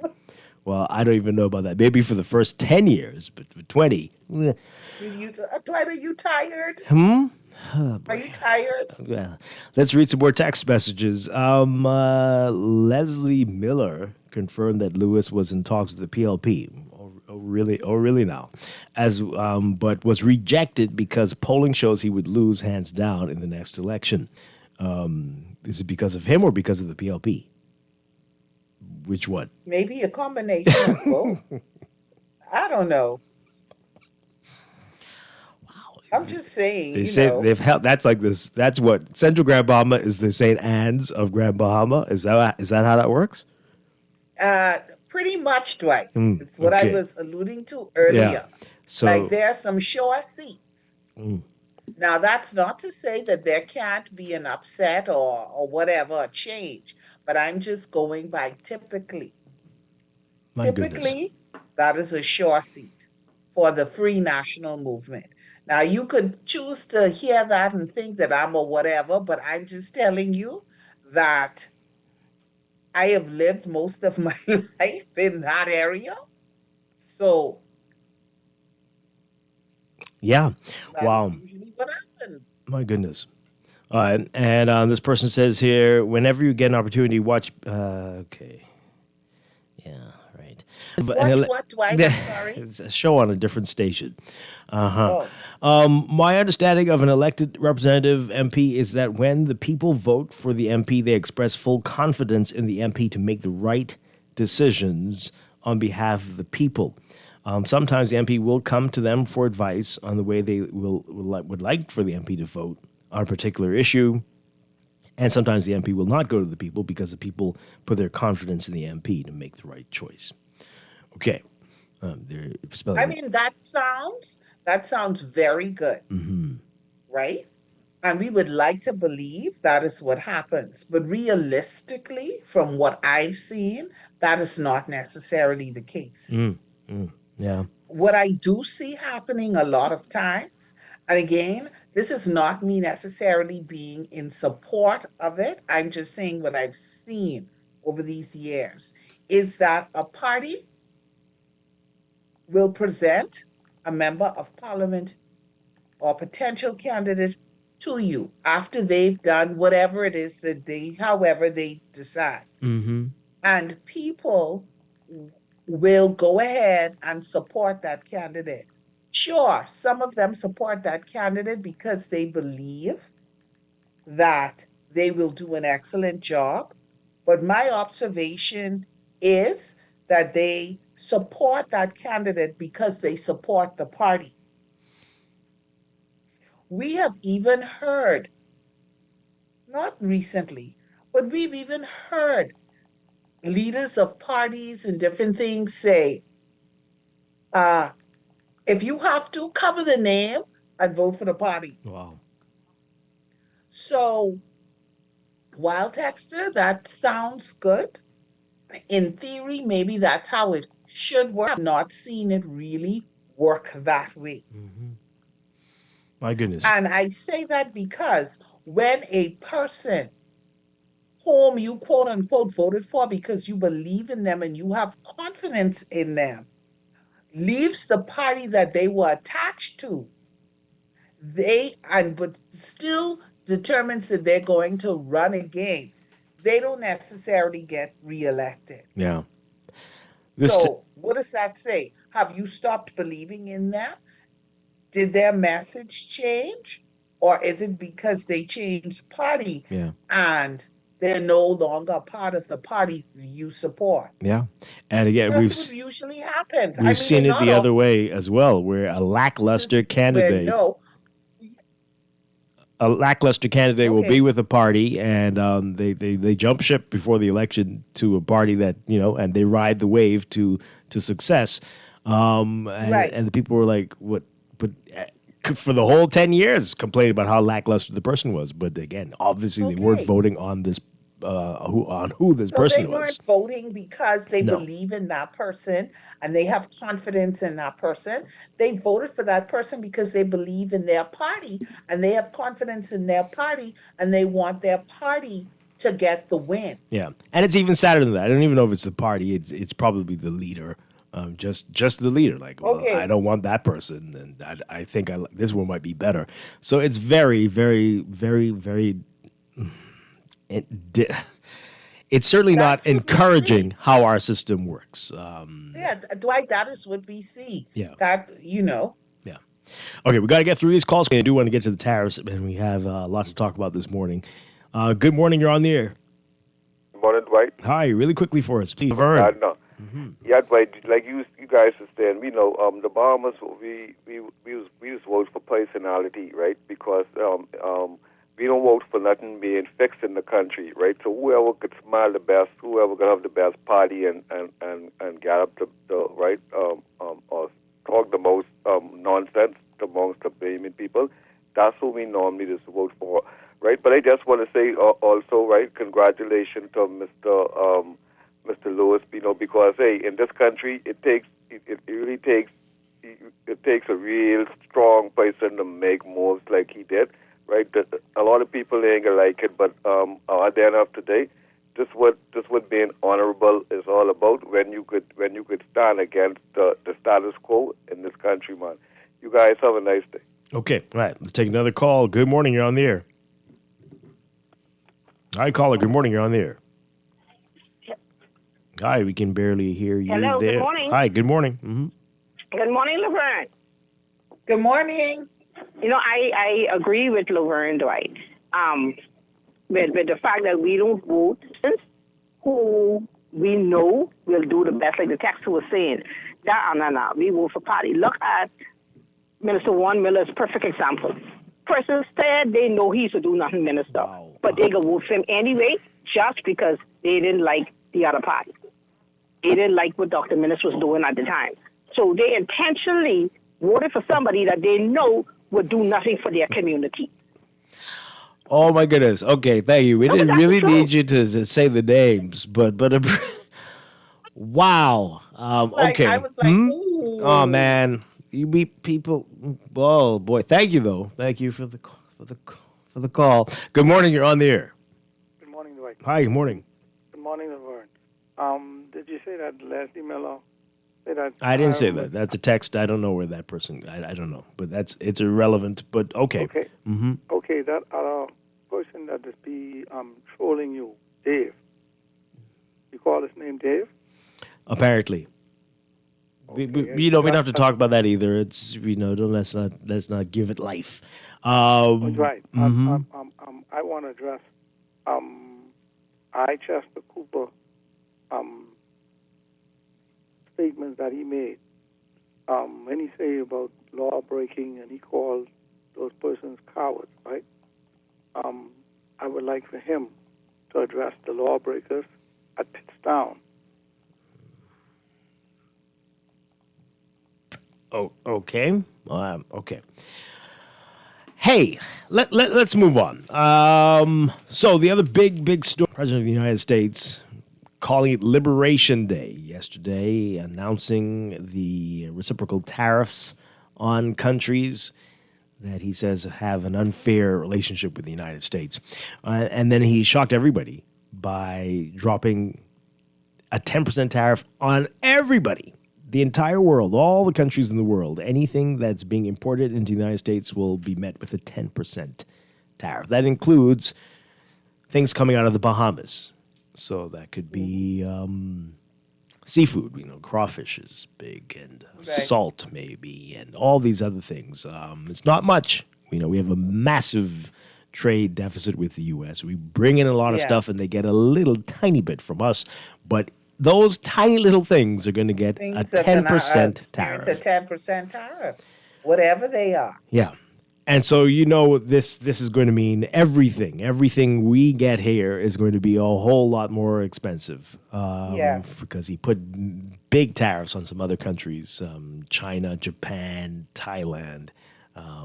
So this is on top of the cars. The cars are already getting a 25% tariffs if it goes through the U.S. Hopefully, you're not getting anything through the U.S. here, but this is going to, as economists have been saying, this is going to definitely drive up the cost of almost everything globally in short order. Let's get your reaction to that, folks. What do you make of it? He made a good presentation, as good as Donald Trump presentations can be yesterday, making the case for how he believes this is going to inspire manufacturing to come back to the U.S. And making the case, we don't know, but that's what he hopes. We will see. We will see. Because right now what's happening is we're seeing a tit for tat. So because we see, other countries now saying, okay, if you're doing this, then we're going to do this. And consumers are the ones who are going to suffer. Yeah, absolutely. And are suffering. He made the case that thousands of factories have closed down. We know this. We know decades we've been hearing about towns across the U.S. that were thriving in the 50s and 60s that are now ghost towns or just very sleepy places. There's many of those, and he's hoping that this will reverse that companies that sent the factories to Canada or Mexico or China or Taiwan, that they will come back to the U.S. But that, again, will take years, right? Right. That'll take years to put that in place. But what do you make of it? The short term, everyone's saying that, including his own people, that in the short term, things are going to be challenging. But in the long term, this will make America great again. And we know that when America is great, they will spend more money on travel and we'll remember the Bahamas. But in the meantime, what's going to happen? Let's go to the phone lines really quickly. We only have a few minutes on this before we have to move on. Good morning, caller. You're on the air. Good morning, Dwight. Morning, Laverne. Hi, good morning. Good morning. I agree with Trump at the reciprocal tariffs that he's implementing. I think it's going to encourage fair trade for a long time, as he has stated. All these other countries have had their opportunity to have tariffs on the United States. I think it's going to encourage manufacturing, and yes, it's going to be growing pains, until it evens out. But I think in the long term, he could have gone 100%, like that these countries that he stated are taxing the U.S., right? So, it's not comfortable. Anytime a CEO of a business is trying to improve a company, in this case, make America great again, you have to do some things that are not going to be popular, and people don't like that. Okay, so right? you said some interesting words. Manufacturing. It's going to encourage these countries to, okay, you want to do business with the United States, bring your manufacturing companies here, and then you'll have to pay the tariff. But in turn, we will be hiring people, so you'll have a lot more people having the opportunity to have jobs. Yeah, so I agree with it. I think it's refreshing. And what about the tariffs on the Bahamian products? You got to do what you have to do. I mean, unfortunately, we're going to have to incur that. Work out in the end. Everything is going to even out, right? It's about time. So you said something important, though. You said when you're the CEO of a company, running a country is not like running a company. No, I mean, I'm not saying literally. Yeah, I get that. But there's some nuances with a country. Has a $36 trillion debt, right? And it's, like in NATO, paying more than its fair share. It's about time for other countries to step up, right? They don't want to do that. Of course they don't want to do that. So you're going to have to run your country more efficiently. You're going to have to enforce certain things. We have an issue with enforcement in our own country. Look at property taxes for a long, long, long time. We would rather take the easy way out, tax the poor people with this VAT, which is not needed, if we were to enforce what is on the books and then strengthen the legislation for other things that can improve our country. So, people don't like to do the hard things. Everybody thinks that everything is easy. No. Sometimes you got to do these kind of things. So I agree with it. Okay. All right. Thank you very much. Appreciate it. Let's take another call. Good morning, caller. You're on the air. What do you think of these tariffs? Give me a second. Let me turn my radio down. Yes, sir. Hi. Good morning again. Mm-hmm. I don't agree with what the lady is saying, because she is talking about running a company, like you said, instead of running a country. But if you look at the companies said man has run, the proof is not in the pudding. He has run his companies into bankruptcy.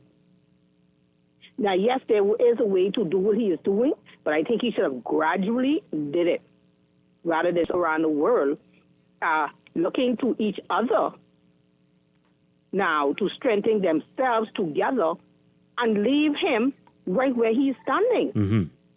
Because I've really been paying attention to it. So that's not speaking well for America, because Canada is looking to China and other places, and the European Union and Mexico and everybody, they are now banding together to support each other to buy and sell amongst themselves and leave America high and dry. So if watching companies and saying that in the way he's running America, then America is in for it. I'm sorry. I don't know if the lady was following up on everything that's been going on, but so far, not so good. Okay. All right. Thank you very much. Just a couple more calls before we have to take a break. Good morning. You're on the air. Hi, caller. Good morning. You're live on the air. Yes, good morning, Dwight and Laverne again. Dwight, Mr. Trump, I don't know where his head is. Do you realize that no one country has all the components to manufacture just a cell phone? Imagine a car which has thousands of parts. So what he's doing, these parts have to be imported, course of constructing anything. And Mr. Trump, who is trying to change the Constitution to ensure that he gets another 4 years, because 4 years goes by very quickly. And there's no guarantee that Mr. Trump will be there in 4 years. And the next administration who comes in may be a Democratic administration who will reverse, stop, cancel, and review all of these tariff things that he's trying to implement. Mm-hmm. So he I don't know if he thinks about what he's doing, because it's going to drive up the cost. Okay, one, I read that Ford It's completely moving their operation out of the United States, because in order to make a car, that car has to go out of the United States 2 and 3 times. And that, for him to get back to where it was, is going to take years. And he will be out of office, and another administration may be in who will reverse everything that he has done. So he's not thinking, man. Interesting. I'm not sure about the Ford thing that you said, but very interesting points. Last call here. Good morning. You're on the air. Good morning, caller. Hi, good morning. You're on the air. Good morning, guys. How are you all this morning? Doing well. I think it's a bad decision for small countries like the Bahamas and other small countries that Mr. Trump is making. And if you remember, Dwight, not in the not too distant future, I mean, not too long ago, he got in trouble for the same thing, for not paying his taxes. Okay, so at the end of the day, I think this year is something that he's doing because of his situation, and he wants to make himself look good now. But he got to remember, if 4 years go by and he is not completely exonerated, he's going to be, you know where. Have a nice day. Okay, wow, some of that is reaching. But sure. Laverne, some messages as we go to the break. This person says here, only time will tell whether Trump's plan will work. However, his intentions to revive the manufacturing economy of the U.S. is good. The intentions are good. These changes will cause growing pains, no doubt. Let Bahamian leaders now make tough decisions that will, in the long term, benefit our country. The tariff list says Bahamas has 10% tariff against American goods, so they will be implementing 10%. Not sure that's exactly what it is, but it's a 10% across the board. Yeah.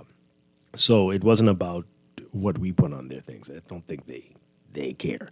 It's not a disincentive. It was like 10% for everybody. Yeah. We giving out 10% reciprocal tariff for everyone. But you know, Right. Dwight, as I have Before been you go on, saying, I'm just saying it is up to us to determine what we have to now make decisions that are in our best interest. Yeah.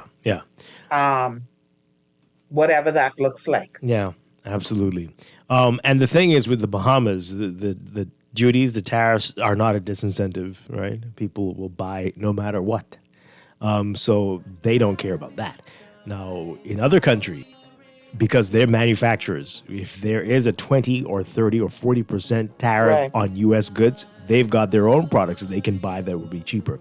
It's not the same with the Bahamas. But this was 10% across the board. That's a category we fell in. This person says that we need to stop obsessing over Trump and stop being flat-footed. We have been seeing signals for years and doing nothing for ourselves except worrying about Trump. Texter, I'm not sure you... Okay, but anyway, thanks for the text. This person says, I'm not a big fan of Trump, but Trump loves America. I wish our politicians felt the same way about the Bahamas. Okay. This one says here, the world's very different from the years when the U.S. was a manufacturing giant. AI and automation has greatly reduced the manpower needs, so like it or not, most of those manufacturing jobs are gone for good. Yeah, and this person says here the tariffs are an assumption that the world only needs America. Yeah. Boy, and this texter says, all I'm waiting for is for Trump to send ICE. What are you talking about, texter? Huh? That make any sense to you? What part of that makes sense to you? Are you serious? Okay. That deserves one of those House of Assemblies. What? Why? Right, Laverne? Boy. We'll be back. This is Morning Blend on Guardian Radio 96.9.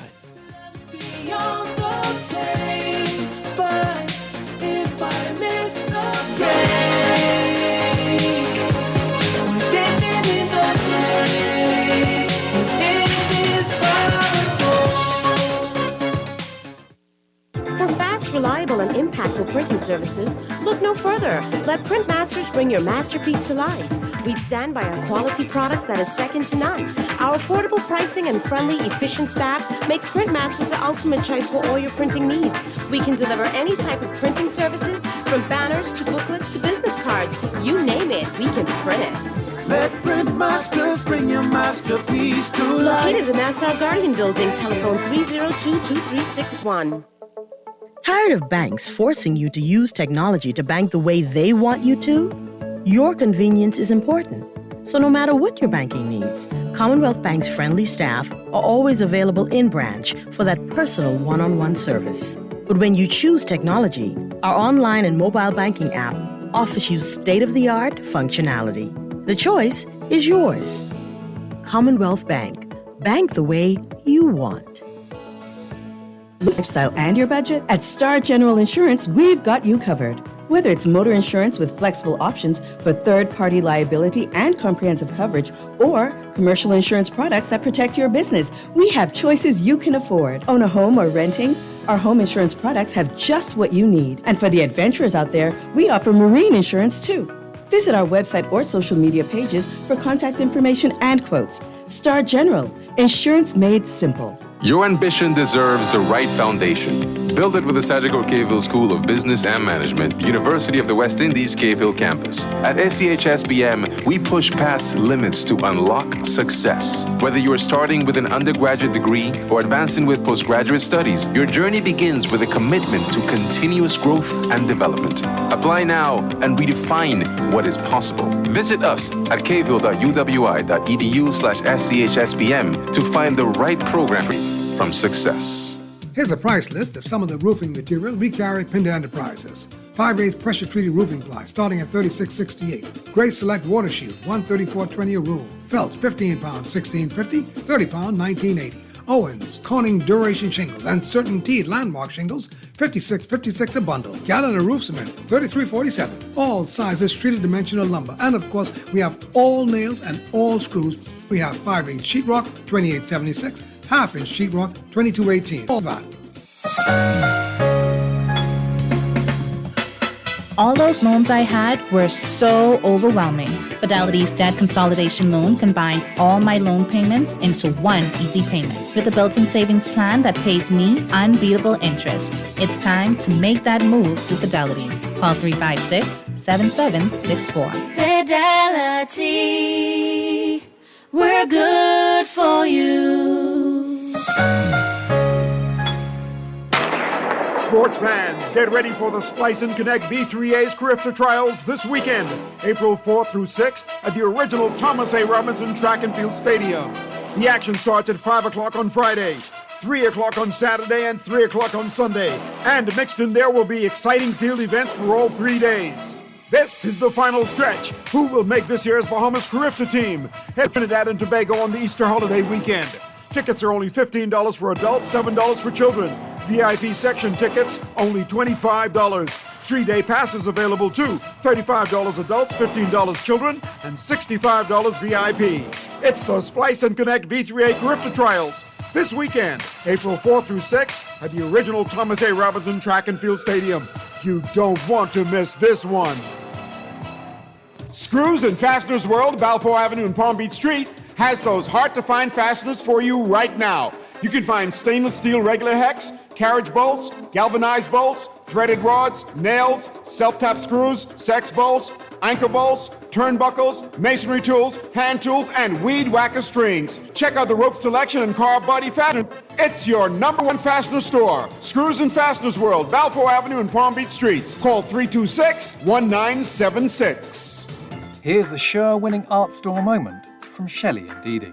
We're the only full art store in the Bahamas. If we don't have it, we make a list, and trust me, our boss can get that. If you need that, he can get that. You can find sketchbooks, acrylics, the canvases in all sizes, stencils. We have the Angelus that they use on shoes and letters. We're the only persons in Nassau that carries the Montana spray. We have the Krylon sprays, watercolor and paints, the oil, chalk paints, the alcohol paint, metallic paints, the little Floetrol, and we have cleaning products for the artists, thinning products for the artists, and Crayola colors, and glitters, pencils, the Posca markers, and pastels, oil, and the acrylic pastels, dyes. Oh yeah, we also have airbrush paint. I didn't forget that part of the movie. Gift sets, hobbycraft, Oil shrimp, stew shrimp, shrimp gumbo. But art supplies. We have a lot of them. Sherwin-Williams Art Store. Find colour in every day.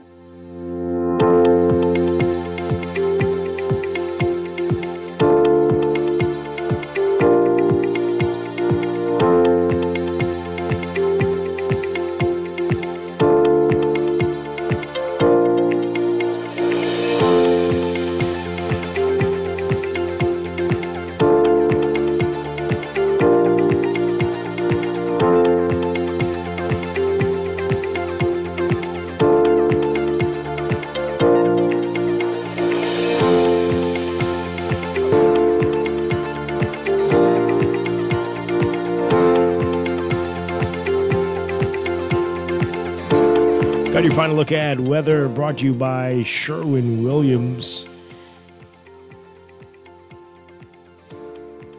Here's what's happening. We have a gale warning, near gale warning in effect for the central and southeast Bahamas, and a near gale watch in effect for the northern and northwest Bahamas. This is as a result of that robust surface ridge just to the east of the Bahamas.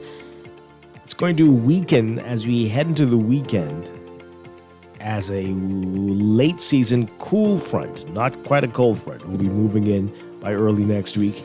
That's going to mean an elevated chance of showers and thunderstorms for the northern Bahamas early next week. But in the meantime, it'll still be windy, and we will still see the very warm conditions that we're seeing right now. Beach waters and exercise caution on eastern and southern shorelines. For today, partly mostly sunny and breezy for most areas, becoming partly or mostly fair and mild tonight. High temperatures around 86, 87 Fahrenheit, 31 Celsius. Overnight low side getting down to about 74 Fahrenheit, 23 Celsius. For the next few days, we're looking at a mix of sun and clouds during the day, turning partly cloudy at night, straight through the weekend until about Monday, when we start to see some changes Monday into Tuesday as that cool front moves in, elevating rain chances up to about 40% for the northern and northwest Bahamas. That's your Morning Blend Weather Check brought to you by Sherwin-Williams. Are your walls giving major L? Well, time to fix that at your nearest Sherwin-Williams paint store. They've got vibrant colors delivered with professional vibes. Done listening will start glistening with Sherwin-Williams paints.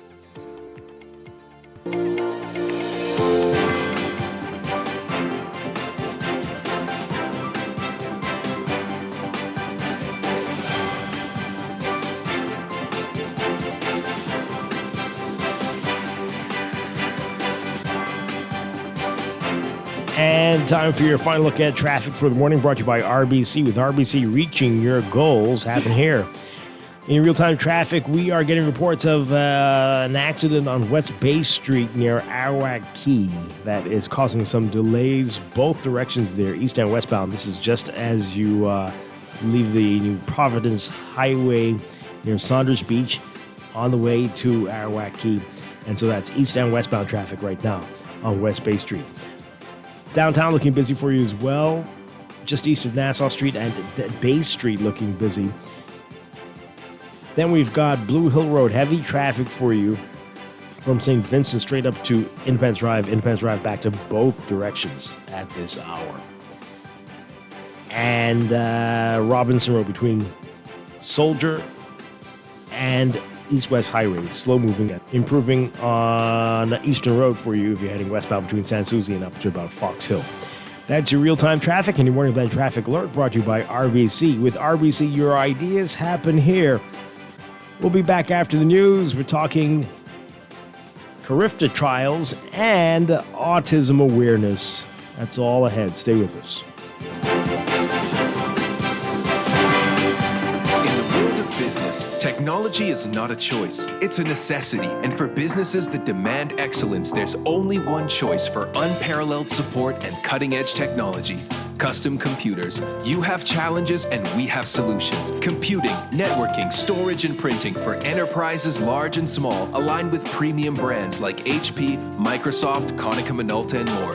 Get tech done the right way with Custom Computers. Call the Know-How team at 396-1101. Southwest Plaza has so many stores, I've been trying to find a sensible way to list them all. There's CBS Bahamas, the Ashai Institute, BENC Snack World, Bamboo Shack Bahamas, there, the Athlete's Foot and BTC, Games and More, John Bull Fine Threads, Alive Bahari, Dairy Queen, 700 Wines and Spirits, Sandy's Clarkson Island Lock, Starbucks and Lowe's Pharmacy, plus Marco's Pizza and Lorraine. Southwest Plaza, what a wide array of stores. Southwest Plaza, stop by today and explore. This is Guardian Radio 96.9 FM, streaming on GuardianTalkRadio.com and the Guardian Radio app, Nassau, Bahamas. The views and opinions of the hosts and guests are their own and do not necessarily reflect the views of the management and staff of Guardian Radio. Wake up, it's a new day. Wake up, it's a new day.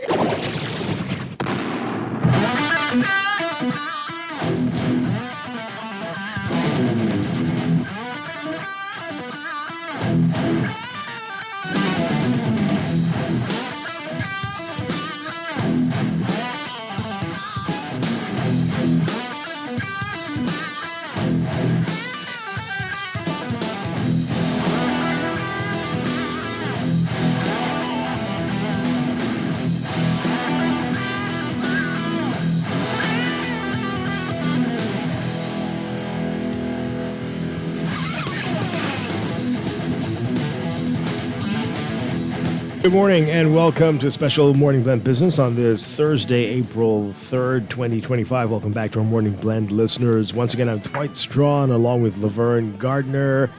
And this morning we're going to be talking about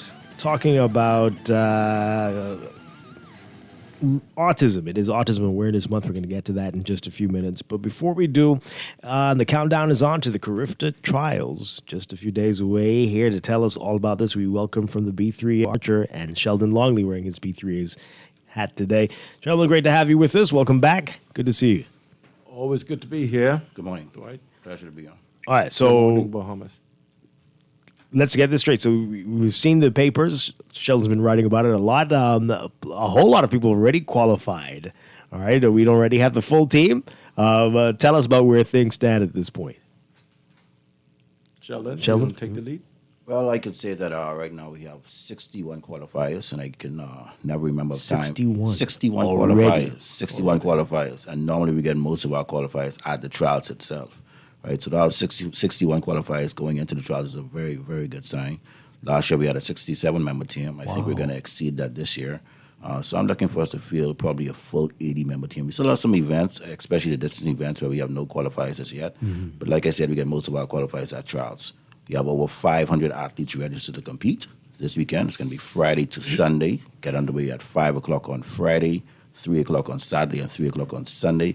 So we're expecting an exciting time. We have some very, very exciting matchups set up, and I think the athletes they're going to come out and perform this weekend. That's pretty amazing. So what do you think is accounting for that? I mean, to have all of this already, what's going on? People bringing their A game early, or explain it? I think it's simply a testament to the program that we continue to develop. We invest a lot into our developmental programs. The Kids Athletics program has always paid dividends for the country. I think that among all sport in the country, we attract the most kids in our program and the most grassroots kids in our program. So it's a cross-section from the public sector to the private school sector, and that has boded well for our programs.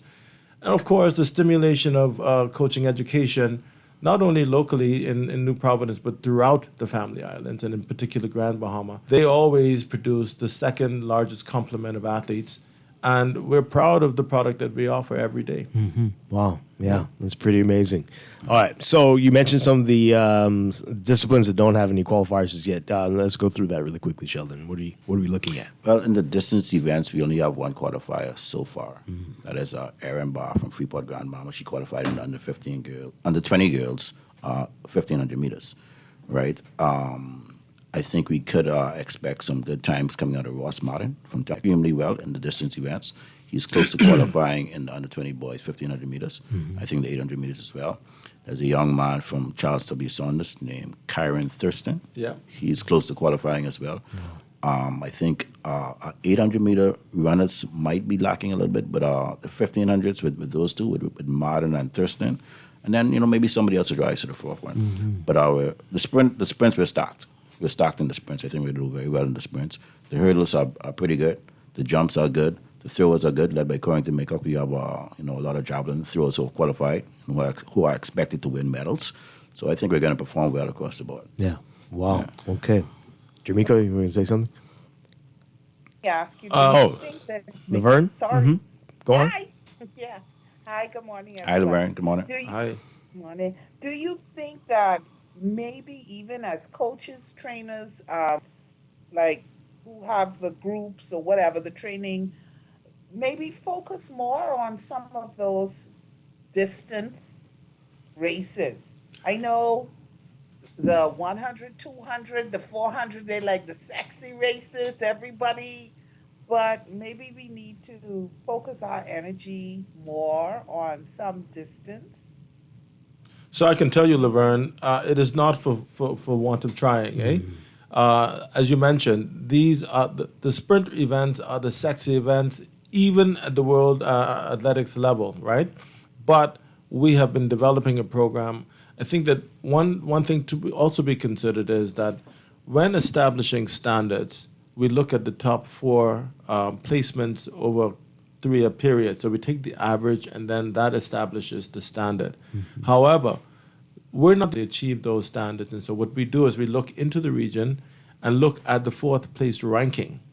And out of that, if you fail to qualify by outright standards performance, we look at the region and you can possibly qualify. I think in this instance, Ross, Martin, and Thurston would be outright qualifiers based on that standard as well.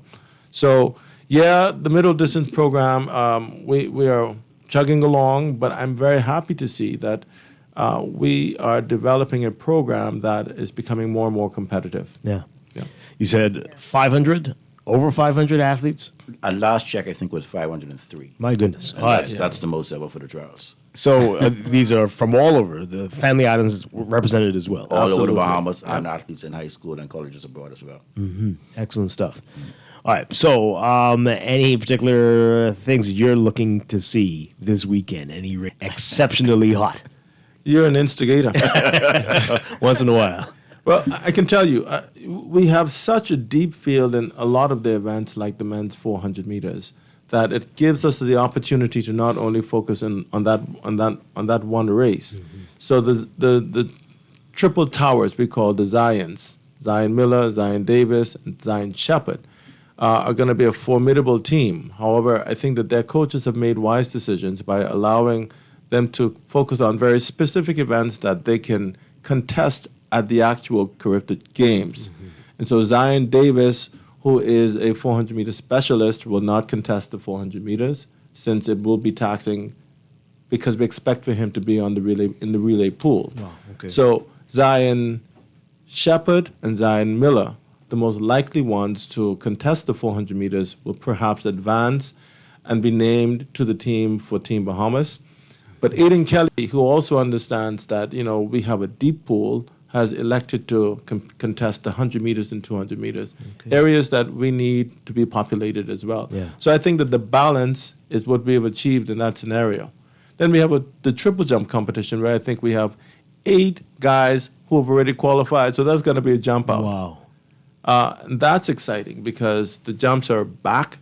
And then we have a new prodigy, Jose Johnson, who has demonstrated that she's really the Carl Lewis of our era.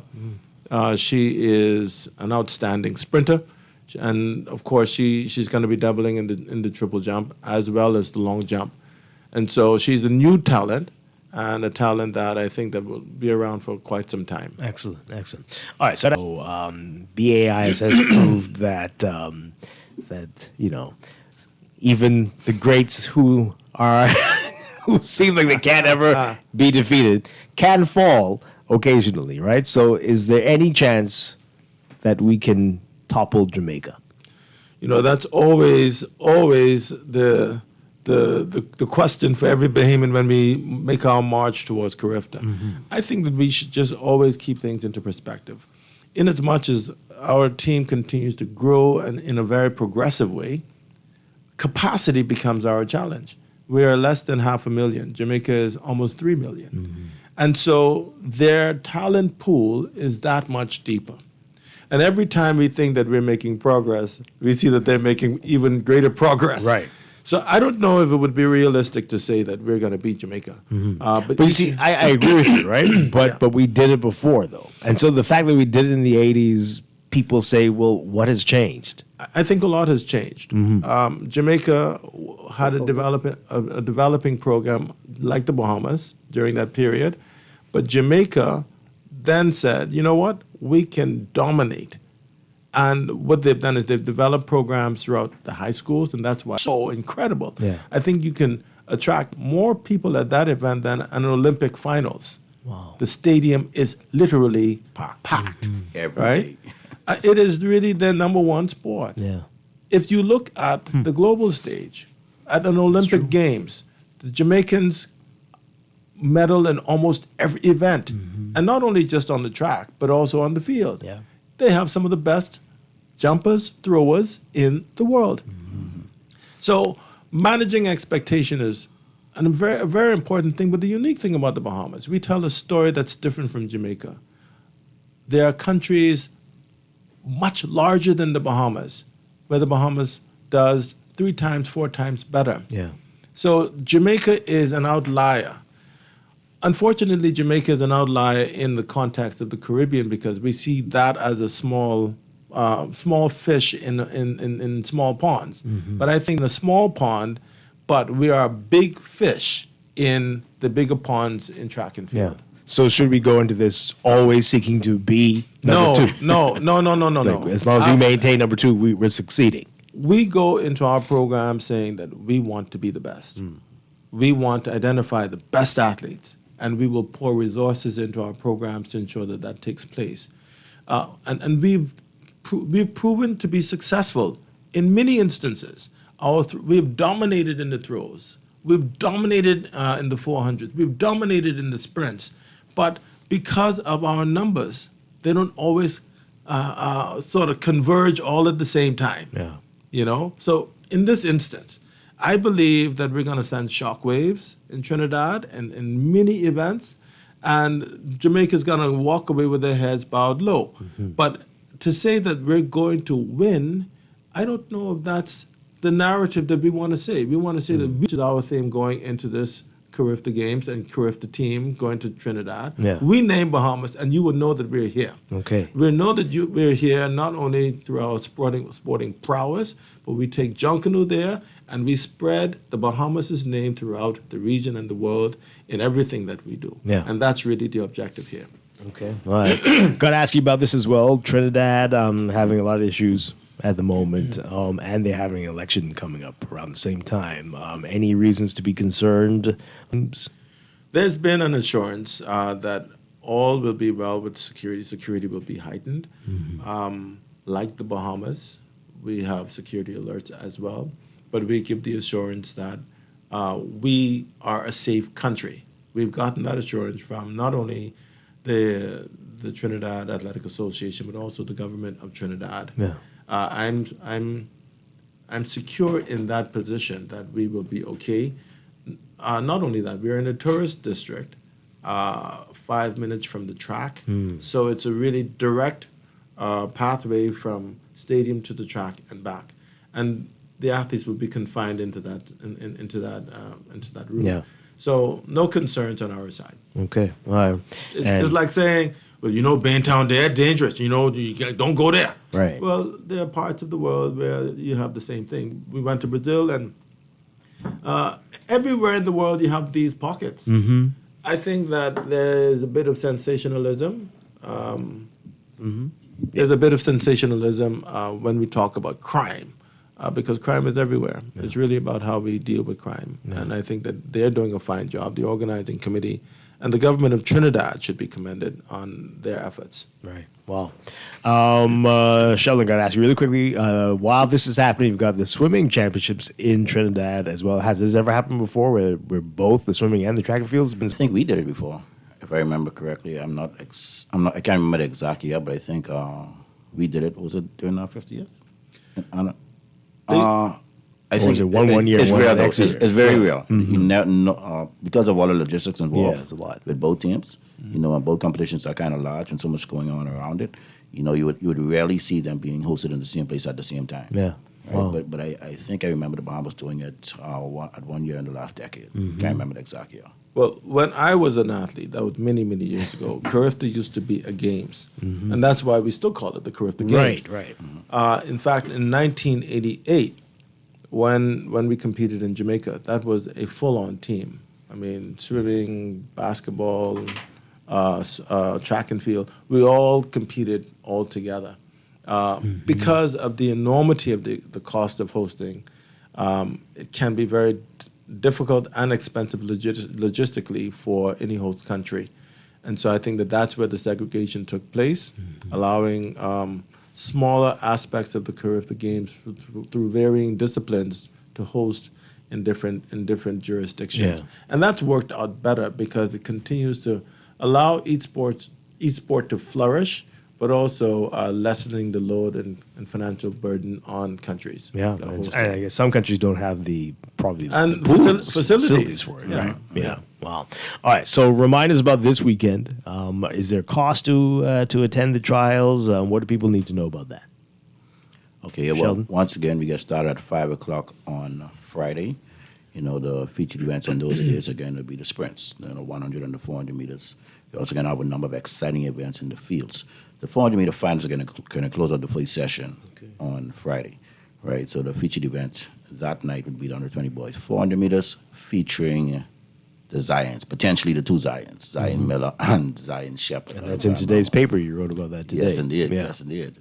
And also Saturday, we're starting things off at 3 o'clock. Going to be a lot of preliminaries. I think the preliminaries of the 200 meters on Saturday, as well as the preliminaries of the 800 meters. There are going to be some distance events finals, as well as a number of field event finals as well. Yeah. Sunday is going to be a condensed schedule because we have the naming of the team late Sunday night. We're also going to have a lot of finals on Sunday as well, so it's going to be exciting on Sunday. We're starting at 3 o'clock with some field events on Sunday.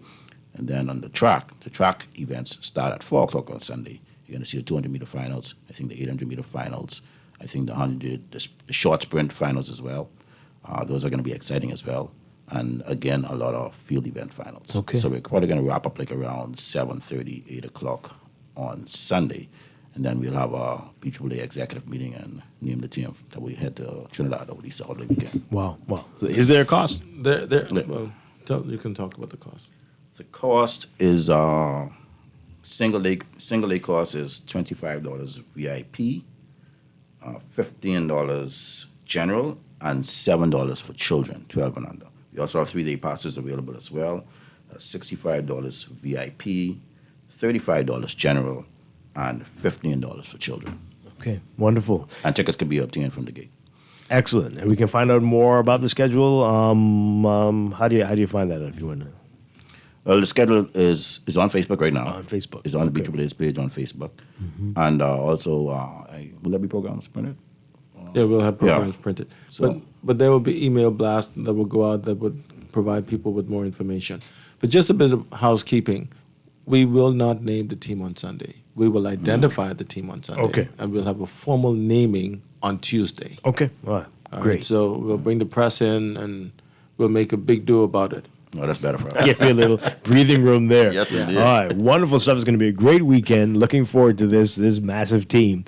We're going to show Jamaica something, right? We're bringing it. Yeah, okay. Dramigo Archer, Sheldon Longnew, the B3As, thank you for being here this morning. And I wish everybody all the best. Thanks. All right. Let's take a break. We'll be back with more. This is Morning Blend Business on Guardian Radio 96.9. Stay with us.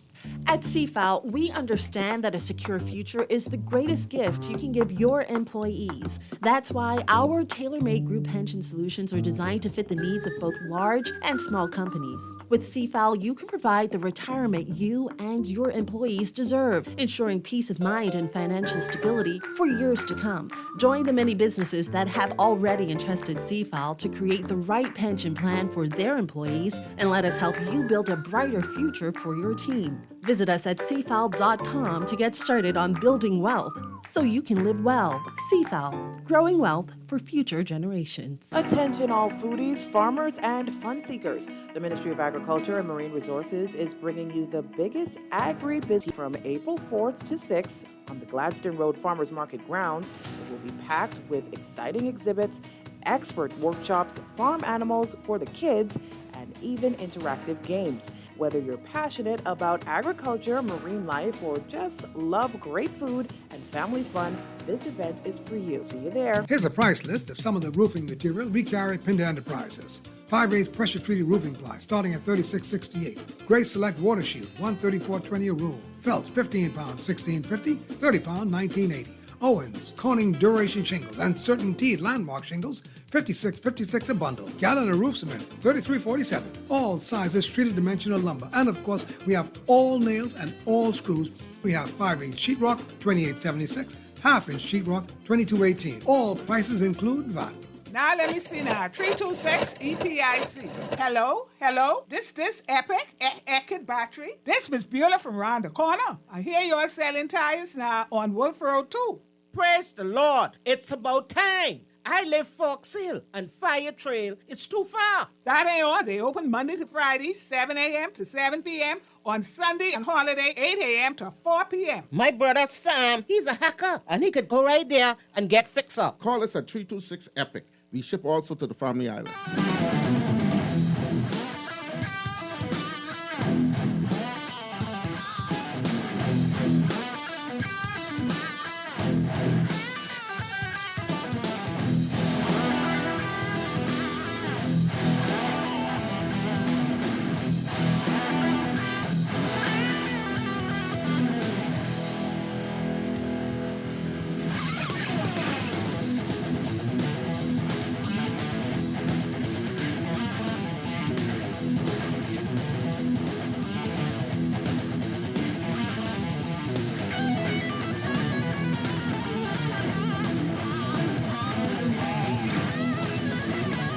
And we are back with Morning Blend Business on Guardian Radio 96.9. Dwight Strachan with Laverne Gardner.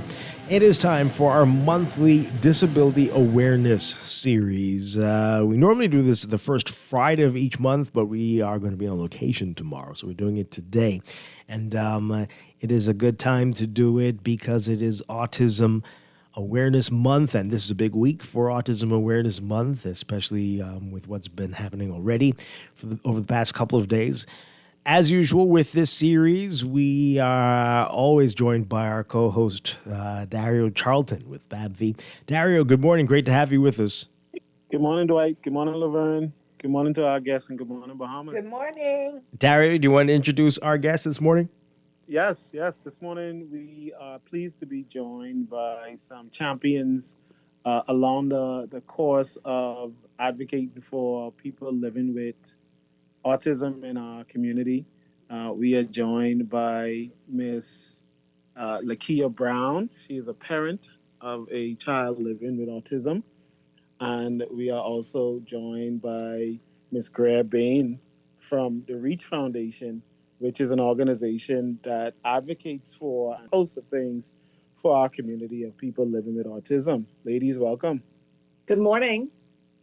Good morning. Great to have you with us. Thank you. Good morning. Good morning. Okay, Greer. So I want to begin with you, Greer. Reach. We have Reach on every year. I mean, I think everybody's familiar with what you do, but for those who might not be, tell us about Reach. Okay, so Reach was formed in 1999. It is an advocacy group. It was formed initially by a speech therapist and a group of parents who could not find suitable educational placements for their children. Now we host a number of programs for children and parents. We host parent support speech therapy sessions and a whole host of other activities for children who are on the spectrum. Mm-hmm. And yeah, every year we talk about it, and about the numbers and the fact that we don't have numbers. But what do we know about autism in the Bahamas in terms of any idea at all about how many people are affected by this? well, we know it's a lot. We extrapolate information from the statistics that are taken from the United States. We know in the United States that there are 1 in 36 children who are diagnosed with autism. There are also 1 in 6 children who are diagnosed with some type of developmental delay. So it's very, very impactful in the classroom and in society. As far as our numbers here, we are, working on getting data, but unfortunately, we don't have any official statistical data that speak to the numbers here. Mm-hmm. Wow. That Dario? is Mm-hmm. And thank you for that. Who have been working with Reach. There have been a number of developments over the years from your inception, but not only for your organization, but also in education. Like, we know now that there are schools that have programs geared towards children that are living with autism. Can you give us an understanding of how Reach plays a role in that? Well, the reality of the situation is in every society, when it comes to programs for children, usually the government doesn't act until parents advocate and parents agitate. And so we are pleased that there are a number of parents within the Reach organization, as well as outside of the Reach organization, who have agitated and who have been successful at, getting programs started. So we know that in many government pre-primary and high schools, there are programs for children who are on the spectrum, and we're very, very grateful and pleased. However, we know that it is just, a drop in the bucket. There are so many children who are affected. There are so many families who are affected that, unfortunately, even though the government is doing something, unfortunately, there's still a long way to go. In addition to government primary, pre, and high schools, there are also private pre-primary and high schools that are doing their part. The unfortunate reality is that in the private sector, it is quite costly. Wow. That's awesome, and that right there kind of moves us in the direction for Ms. Brown. You know, we're so happy to have you here. How is it being a parent of a child living with autism, and when did you first realize that your child may have been different?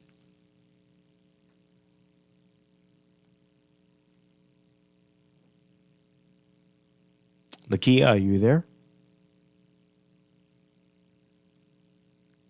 Do we? think she's you might be muted, Lakia.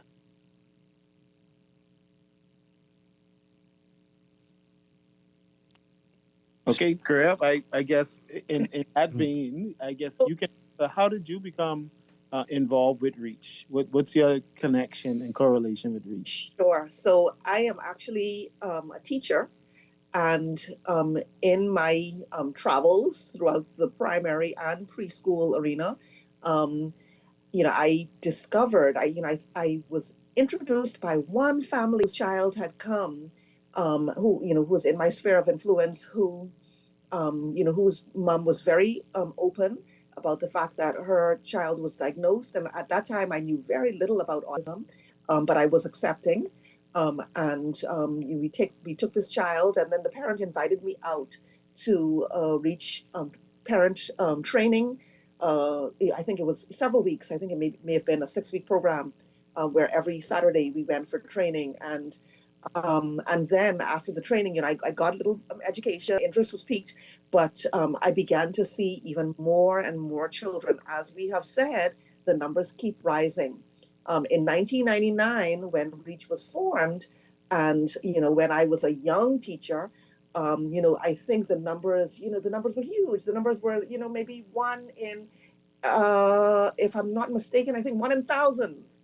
And the numbers have been just growing, and until now.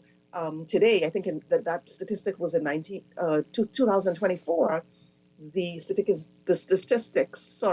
is now 1 in 36, and so it's growing at an alarming rate. And usually, in my sphere of influence, in the preschool arena, usually around preschool, around maybe 18 months, 2 years old, is when parents start to become concerned that there may be something different. And usually it's when a teacher may also notice and can alert parents that this child may not be meeting the developmental milestones. For example, this child may not be talking at the expected rate of another 18-month-old, or this child may be exhibiting some other behavioral things to be concerned. And so usually for most parents, I would say it's around the 18-month, 2 years old, although some parents have reported having an intuitive, an intuition that there may be something that may not quite be right even before then. Yeah. I have to ask this. So we hear often people say that their child is on the spectrum, or someone they know is on the spectrum, or that they themselves are on the spectrum. But by any chance, are the numbers growing because what is under the spectrum umbrella is growing? Is that a possibility? And how do you define the spectrum? So to your question, that could be a possibility, that we are diagnosing more because we are becoming more aware, and other people are becoming more aware. Yes, that could be a possibility. So autism is a neurodevelopmental disorder by 3 broad-ranging conditions, and the areas of concern are social skills, so a person's ability to interact socially, repetitive and restrictive behaviors. And so you would see that a person who is characterized as on the spectrum engage in very, very restrictive and repetitive behaviors. So, for example, they may be fond of lining toys up or lining items up, or they may be interested in just a part of a toy. So, for example, instead of playing with the car as a car in what we would call a traditional way, for example, rolling the car, or go vroom vroom, playing with the car in an imaginative way, a child who's on the spectrum may just focus on one little part of the car, like just focus on the wheel. So repetitive and restrictive behavior. In addition to that, the third area is speech in their ability to communicate. And so usually on spectrum would have a challenge in those three areas. It would have to be more than one. Okay. Thank you for that. That's very interesting to know, and it's very important, I think, for a community to be able to identify when some of these signs and symptoms do rear their head, because it's very important for them to get the help that their child may need at a very early stage. Am I correct? That is crucial. It is actually key. And so, one of my, personal, I guess, my soapbox is that, and I'm very, very passionate about early intervention. We find, and the statistics show, research has proven that early intervention really makes a significant difference in the quality of life of a child who is diagnosed as on the spectrum. If the parents are able to get early intervention, and by that, I mean getting the child in high quality preschool where they're able to be around other children, so they're able to hear speech patterns. In addition, getting the child in just in an environment, even within the home, where parents are aware of the importance of speaking in sentences, of reading books, of laying off the phones and the TV and the devices. Those devices are very, very damaging to a child who is at risk for being on the spectrum. Hoping Lakia is back with us. Hello. Hi. Can you guys hear me now? Oh, There you go. Good morning. Good morning. Great to have you with us, Lakia Brown. All right, so Dario had a lot of questions for you. So do I. Dario, you go again, please. Yes, Lakia, we wanted to get to that point where, as a parent, of a child living with autism, just wanted to hear your story of how you first identified that your child, may have been different. Okay, so my son has a very special, we call him peculiar because there are some doctors that label him as autism, as being artistic, and there are some that say that he has developmental delay. So he just turned 6 on Wednesday, and at the age of 3, we noticed that, he would start talking and having good eye contact. And so that's when we started doing the research, seeking out help, intervention. And, as a mom with all boys, having the oldest sons who talk when they were like 18 months, it was really, kind of a challenge, but we worked through it as a family.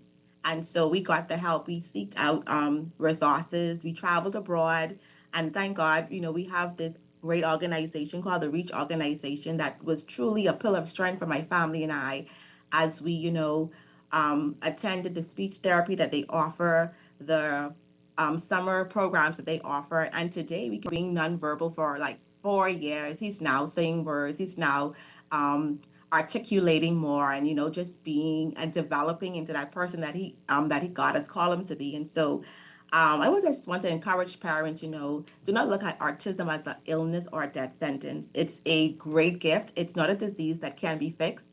It's something that, God has given these kids so that they can be world changers. And if you look at many persons around the world that are artistic, they're doing great things, like Bill Gates. Yes, listening to his interview yesterday, just talking about his experience as a child and how he used his strengths to become, a billionaire today, making so many softwares. And so I just want to encourage parents today that feels hopeless, that feels that, oh, my child will not be great. I just want to let them know that your child is a gift from God, and just cultivate their strengths, get the help that is needed. It's no time to be ashamed or to hide them away, because, in our society, many people hide away their kids that are so-called different, but they're not different in a sense. They are unique. And so we have to just be their advocate, be their voice, and just advocate so that change can happen so that they can have a fruitful life. That's powerful. Thank you for that. Yeah. So this is the business portion of our show, and you mentioned Bill Gates, and there's so many examples like this. Do you have concerns as a parent, Lakia? And from what you see, and Greer, I'm sure you can jump in on it as well. Is there a way that folks who are developmentally different can succeed? And what needs to change if that is not the case? Well, that's Yes, I waiting for. Go ahead, Lakia. I'll be honest, some days I do fear his future because of the lack of information here in the Bahamas. And so because of that, I've turned that fear into a passion. I've now become his voice, advocating wherever I go. I tend to bring awareness, so and so I just want to just rally up all the other parents out there. We have to be their voice. We have to sensitize our country, the Bahamas, about kids with special needs, with autism, and just be their voice and let the world know that they're here to stay. We're not going to hide them away. You must accept them. And I'm so grateful that the school that my son attends is a typical school, but they've opened up their doors and they have included him in everything. The whole staff knows him, the whole school population knows him. They are like his guiding angels. And so I just want to encourage even schools, the government schools, the private schools, that when you see a child that enters your doors that is special or different, do not turn them away. Try your best to include them. Try your best to ensure that they have a fruitful education and a fruitful experience, just like some other child, because they are unique. And I'll end with this. My oldest son always tells me, he said, "Mom, you know something? They are the real geniuses, and we are the dummies because their brain is going like 7,000 miles per hour. They perceive the world in so many different ways. So they are Wow. truly the geniuses. So you have to catch up with them." Wow, Let us that's something else. Greer, So you were saying something yeah, too? Mm-hmm. yeah, beyond school, and I completely agree with Lakia. As far as school is concerned, schools need to be more accepting, more engaging for people who are differently abled. But beyond school, the business community also, society as a whole, also um, accepting and create more programs. One of the passion projects that Reach is working on right now is doing just that. And so we are engaging with the Chamber of Commerce. We have engaged in a program where we are trying to make roads for differently abled adults. And right now we're working with the young adults who are at Reach, but we are trying to make inroads within the business community so that we can find something for these children, these young adults, to be able to do, so that they are able to stand, not necessarily completely independently, but they are able to make some sort of living, to make themselves actually feel valued. We have found that beyond high school, so a child may be accepted in high school. They may have had several parents complain that, okay, now what does my child do? After he's graduated, now what does he do? And so a lot of these kids are at home, they're with a nanny, they're not really feeling valued, they're not feeling a part of society. And so we are working with the business community, and this is a program that is in its infancy, but that is really picking up traction, so that several businesses, and actually it's within the law that businesses are mandated Right. to businesses with at least 100 people are mandated to accept on their staff and engage them in some way so that this person is able to make a living. This person is able to feel valued. This person is able to, to make a life, possibly live on their own, or possibly in some kind of community. And that's another thing that we know communities, and so parents are feeling afraid that what will happen, child, when I am gone? What will happen to my child? Yeah, absolutely. And Dario, you would know better than most. How is the business community complying? What are we seeing? Is this getting any better at all? Like all A things, few are. like things in our society, Sorry. there are loopholes to identify that you are compliant, because the definition for what a disability is very broad. So as simple as having someone on your staff that's diabetic, you are compliant. And we can imagine, just understanding those numbers, that basically every company in the Bahamas should be compliant because of the numbers of diabetics that we have in our country. But as it relates to someone like myself, or who has a physical or developmental challenge, maybe that there needs to be some amendment to that stipulation, and identify that maybe the ability needs to be something that forces a change to your norms, to the way you do business. And also, fostering inclusion not only for the employment aspect of it, but also the services that you render to the public. Absolutely. Absolutely. Was that you, Greer? You're about to say something else? Or was it Lakia? Sorry, I was just saying, yes, the business community has, has been somewhat compliant and somewhat accepting. We see, for example, in the food stores, there are persons with impairments. Yes. And we would see your packing boys, for example, or persons stacking the shelves who may have some impairment. So I would say that this community has been somewhat compliant. However, we would like to see more businesses because there are so many children, there are so many young adults, and so we know that there are things that they can do, and so we're just trying to pick up a little bit more momentum. Yeah. All right. Ms. Gray, I want to jump in. That's one final question for you on my end. I during my research, I know of facilities that are engaging in stem cell therapy for persons living with autism, especially starting at a younger age. Do we have anyone in country that may have underwent that type of treatment, and what would have been the outcome? Not that I am aware of. No, I'm far from the medical end, and I don't have had that type of treatment. No, unfortunately, I can't speak to that. Okay. That's really interesting, Dario. Please share that with me. I want to read about that because I've never heard that. That's wild. Wow. All right. So time is going, and you've already had a number of events for Autism Awareness Month, including that was yesterday, right, Greer? Yeah. Yes. Light Up Blue was yesterday. It was a great ceremony.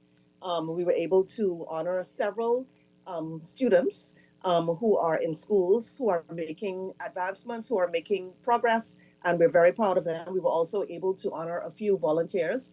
Coming up for the rest of the month, we have, every Friday is T-shirt day. And so we're inviting people to come down to the Reach office, which is on the Queens College campus, and purchase a T-shirt or a polo shirt and wear that every Friday in recognition of Autism Awareness Month. In addition, there's an Easter egg hunt that's coming up on Easter Monday. So that's April 21st. And that will also be on the Queens College campus. There's also a fun run walk that is coming up on Saturday, the 3rd of May. And that is going to be at Montague Beach at 6 a.m. And that is another event for in recognition of Autism Awareness Month. Now, every month we have our parent support group meetings. And the one for April will be on the 23rd of April at 6:30. And it's usually by Zoom. And so if you're interested in that meeting, if you're interested in finding out more information about autism or how you can create a more inclusive society, what you can do, what your part is in creating a more inclusive society, then feel free to call the Reach office and get more information on our meeting. Okay, awesome. Wonderful. Let's throw some numbers. I'm so sorry. Let me get the number.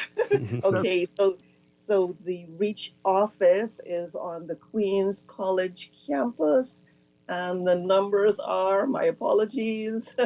You can contact Aisha at 428-7906. Say that number again.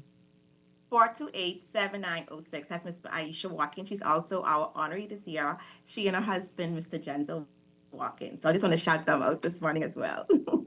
They do a great job. Okay, wonderful stuff. Thank you all for being here with us this morning. Lakia Brown for sharing your story, wishing you and your son all the best. Greer Simnet Bain with Reach, thank you for what you do, great stuff that you're doing. And of course, our co-host with this wonderful series, Disability Awareness, Dario Charlton with BABV. Thank you, sir. Always a pleasure talking with you each month. Thank you. Thank you so much for having me. Ladies. All right. Thank you so much. Have a blessed day. And remember, we do this every first Friday of each month. We're doing it on a special Thursday today. But thank you for listening. We're going to be back after this quick break to wrap things up. This is Morning Blend Business on Guardian Radio 96.9.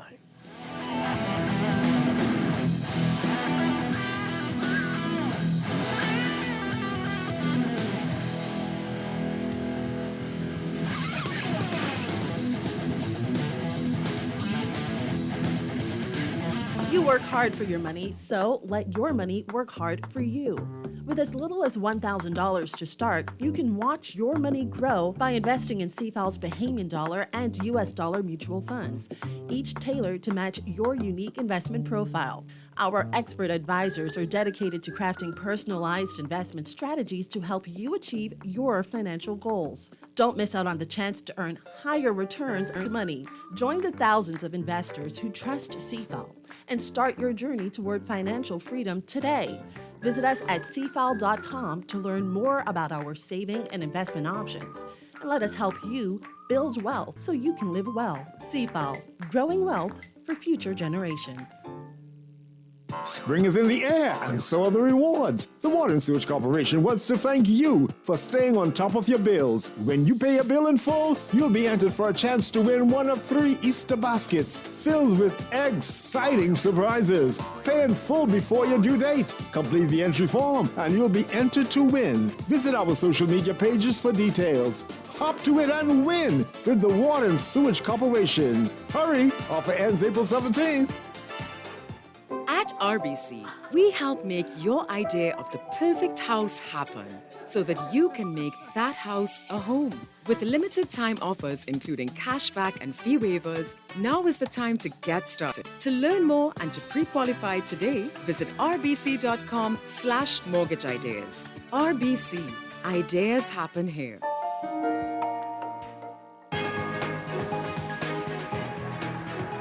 It is time for your morning business report brought to you by CFAL. Developer of Turtle Grass Resort and Island Club, Bob Coughlin, saying that he is not behind the creation, funding, or distribution of any videos circulating on social media that seek to malign the reputation of Deputy Prime Minister and Tourism Minister Chester Cooper.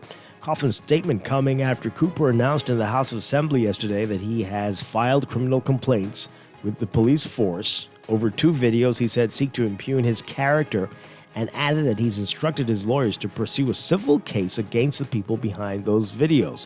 While Cooper did not directly accuse the developer of Turtle Grass, mentioned from the floor of the House that Coughlin is protecting the same development mentioned in the videos. Now, Coughlin saying in his statement that neither he nor anyone connected to his development had anything to do with the videos being mentioned by Cooper. And the statement says that Coughlin finds the attempt to link his name and Turtle Grass Resort to the videos in question extremely disturbing, saying, quote, "We took no part in formulating this misleading video about Integra or any government members. We do believe in preserving our country and developing responsibly. We've been open about keeping the Bahamas beautiful, but also economic growth and sustainability plus development." You can read more about the stories in today's Guardian business section and the Nassau Guardian.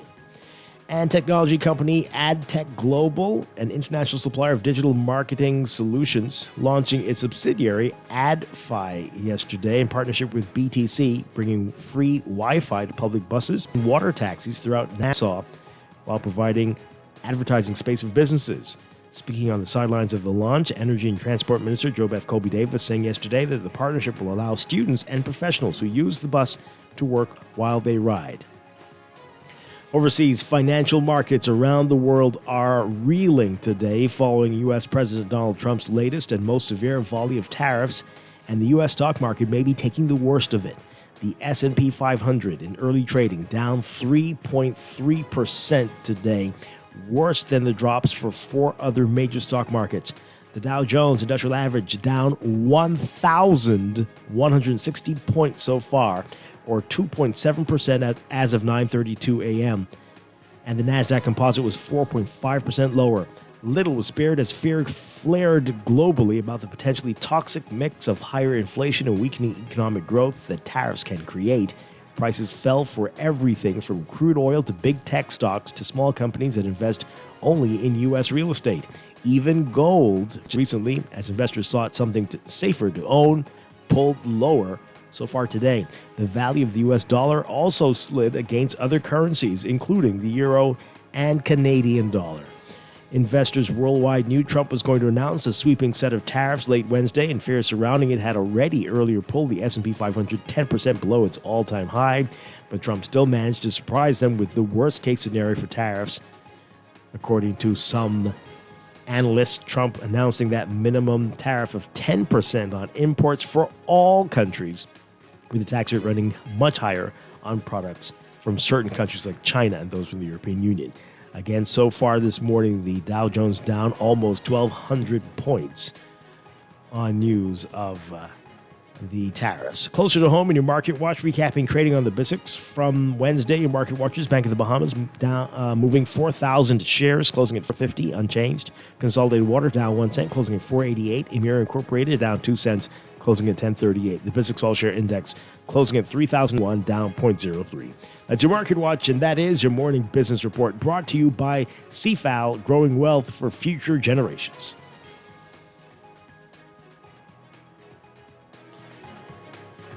Laverne Gardner, thank you so much for being here with us, even though you're still on vacation. Really appreciate you.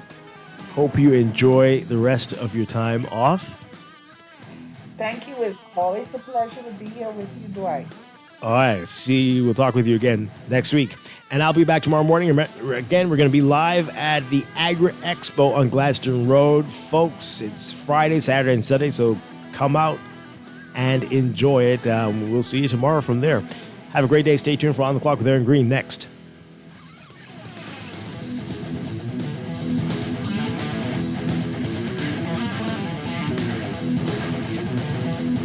This is Guardian Radio 96.9 FM, streaming on GuardianTalkRadio.com.